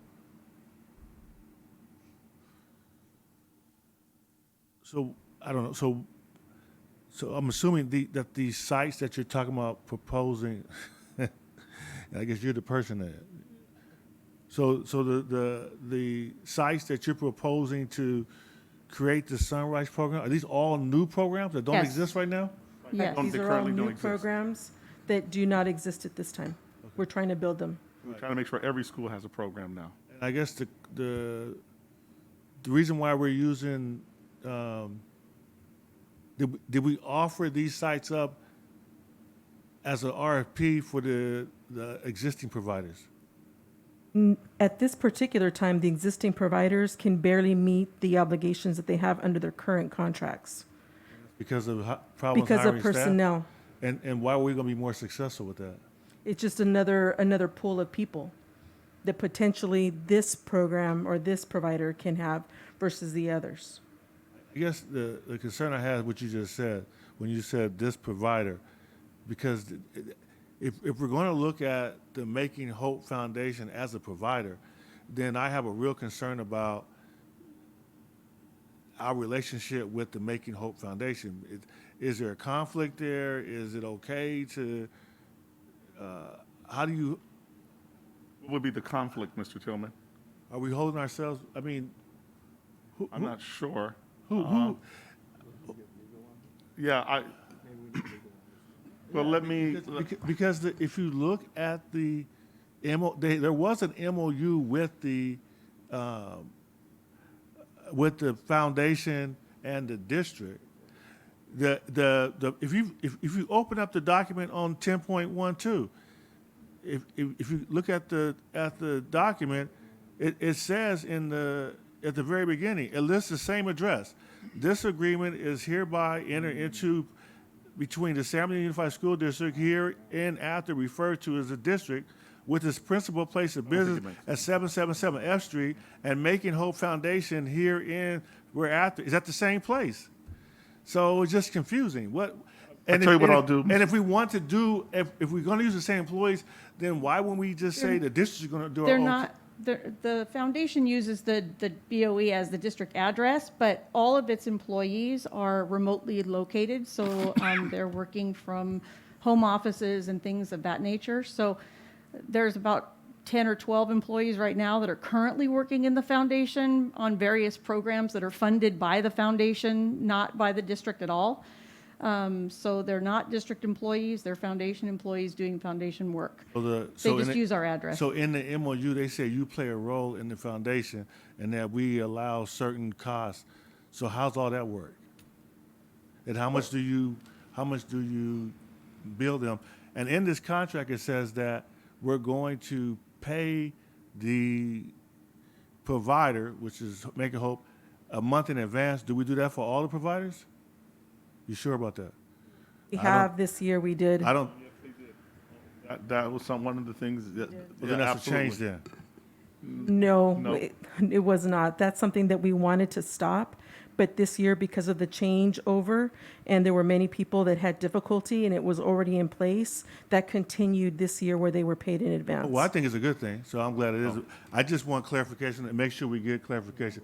Someone needs to look at the MOU between the district and Making Hope Happen. What we'll do is we'll just take it. One of the things we'll do is, because I don't have enough information, we'll table it, and then I'll bring it. We'll go ahead and I'll get clarity from legal, and then we'll bring it back next month if that get clarity. So let me reach out to the attorneys and have them take a look at it, and then we'll bring it back. Thank you, Mr. Irvin. Dr. Flores? That was going to be my recommendation, that we table it and look at the legalities, given that bringing up all the concerns that Mr. Tillman had. I had concerns too, and I addressed them earlier, and I didn't ask that one question, Mr. Tillman, about the MOU. I did ask about who it was and who was going to oversee them, and then also they were new programs, which we want new programs. I mean, we do want our kids to be served, you know, before school and after school. And I was consoled because Director Ann Pearson was going to oversee them, and she has an incredible reputation for following up and being very on the spot and thorough. So anyway, but I think your legal concerns are very important. Thank you. Thank you, Dr. Flores. Ms. Rosales Medina? I just didn't realize that they were going to start doing these type of services, because it was more for, I mean, when originally it was planned, I remember being on the board just recently then, is to create a position. That's how Ginger Antiveros got on board, was to do community, services, but with different, it was because we had a parent version and the community piece. And this was to look at creating scholarships and opportunities for students. And so now, and then it's just, and I'm glad you're taking it back, but I just wanted to bring more clarification, is that it's just too fishy. It doesn't seem right. It's both the same address, yet they're getting paid from us. So it's just, the intention was never this when it was created, so I'm not sure how it skipped from scholarships to now receiving lots of money, $500,000, to do early programs, so CAPS programs. So definitely thank you for tabling it, but I think it's more than that. I think it's an issue that we should really look into. Thank you, Ms. Rosales Medina, and you know, my comment will be in agreement with my colleagues. One, I think if it's you know, a legal program that we can deliver through the Making Hope Happen Foundation. I'll say this: anytime we can create greater access for our kids and support, I'm all for it.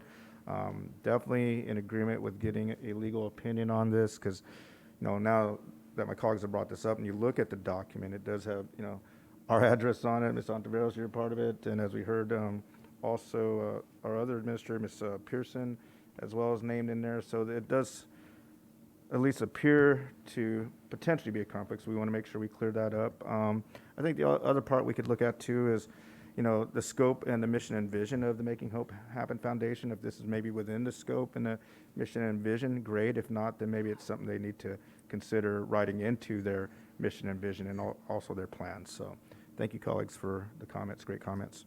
So I just wanted to respond. So part of the idea about going to the Making Hope Happen Foundation is because they do also work with Project Uplift, which there are a lot of people within the community that they serve. We view it as a nonprofit organization, just like we have other nonprofit organizations in the community. I do understand your reservation as far as the address and looking at personnel. Ann Pearson's name is on it is because she's going to be the person, she's the administrator, and will hold this company accountable just like she does every other CAPS provider. As we look at the person who's signing on behalf of the foundation is Erin Brinker, and she's one of their directors. And so I totally agree with you as far as getting a legal opinion on it, but I don't want you guys to think that we're doing anything fishy. This is another vendor because we know that we have concerns with staffing. We have one provider that's down 50 people. And so it is a great need. And if we're looking at expanding the programs, as the board has given us direction to do, we do need to be able to find additional vendors to be able to provide the service. And thank you, Dr. Reyes. I agree with you on that. And again, we just want to make sure that we're legally sound on this. And then, you know, you mentioned project or program Uplift or Project Uplift. I don't know. No, I just looked at it real quickly. I scanned it. I don't know if it's even in here. And if that's a company we're working with, it should probably be noted inside this as well. No, they're not in there, but they are affiliated, and so we wanted to make sure that we're also opening up some of these positions to our community members. All transparency, I think we need to make sure, I'm glad you brought that up, so again, our public knows about that. Dr. Flores? Mr. President, just point of order, there's a motion on the floor. I'm sorry. Was There's there a a motion? motion on the floor to approve the consent items. Is there Oh, not? no, we already acted on that. We're actually on discussion on 10.12, which, Oh, no, did we vote on it already? yes, we did. Oh, really? So Did I vote 10.12, I on don't it? even think we would have a motion because I We believe it's going to be tabled tabled. 10.12. We Yeah. already voted on consent items. Oh. And we approved them. Okay, we tabled it. Oh, But no, okay. good question, Dr. Flores, that's okay. Okay. Yeah, no, we'll, as Mr. Urban said, we'll get an update on that, and then, of course, we'll do some legal follow-up and get some clear answers on it. But again, anything that could support our kids and give them greater access, I'm in support of. We just need to make sure we're good on it. All right, we're almost at that point, folks. 11.1, staff will review updates as requested, review board requests. Okay, thank you, Board. I have several requests this evening. There was a lot of discussion in the conversation around the late start, but I'm going to try to synthesize some of those questions because some of them overlapped. So Mr. Danny Tillman and Dr. Flores both kind of asked about the science behind the optimal start time for different age groups. Ms. Myra Ceballos and Ms. Abigail Rosales Medina. And then later, Mr. Tillman added looking into the core issue around making homeschools better schools or celebrating programs and replicating those that were strong across the district. Mr. Danny Tillman and Dr. Flores and Ms. Ceballos all asked or supported option C, and then there was a question about also considering the costs associated with those things. Ms. Abigail Rosales Medina asked that we would consider using city buses for high school transportation, and also that we consider comparing an internal bus service rather than a contract. Dr. Barbara Flores recommended 2 books for the Ed Services team, Becoming Bilingual Readers and Renewing Our Promise. Ms. Myra Ceballos asked that we would consider reviewing the board policy for the appointment of the president and vice president, also a policy for ending board meetings at a set time. Ms. Myra Ceballos also asked that we consider having an attorney present in board meetings in order to provide legal clarity. Dr. Gwen Rogers asked about the discussion on the use of facilities and also the discussion on contracts. There was also a request from Dr. Gwen Rogers about the follow-up on board, on especially the board comment questions or public comments, and making sure that the board understood what the follow-up to those was. Ms. Abigail Rosales Medina mentioned an article from Vice and asked that we look into the Amazon pathway and consider making it more general in terms of logistics. Ms. Abigail Rosales Medina asked for a policy. Oh my goodness, this one Yeah, I can clarify that one. So Order it's of process. Yeah, so it's a hiring process. Like, for That's it. instance, we approve the position, the board approves the position, a newly created position, before it's being in the process of hiring. So I think it's been, in a couple of cases, in reverse. Before board approves it, they're already hiring for the position and then seeks the board approval. So I was just making sure that we're doing it the other way. Perfect. Thank you for finishing that sentence because I got stuck in the middle. So then you also asked Ms. Rosales Medina about considering filling the Director of Communications position.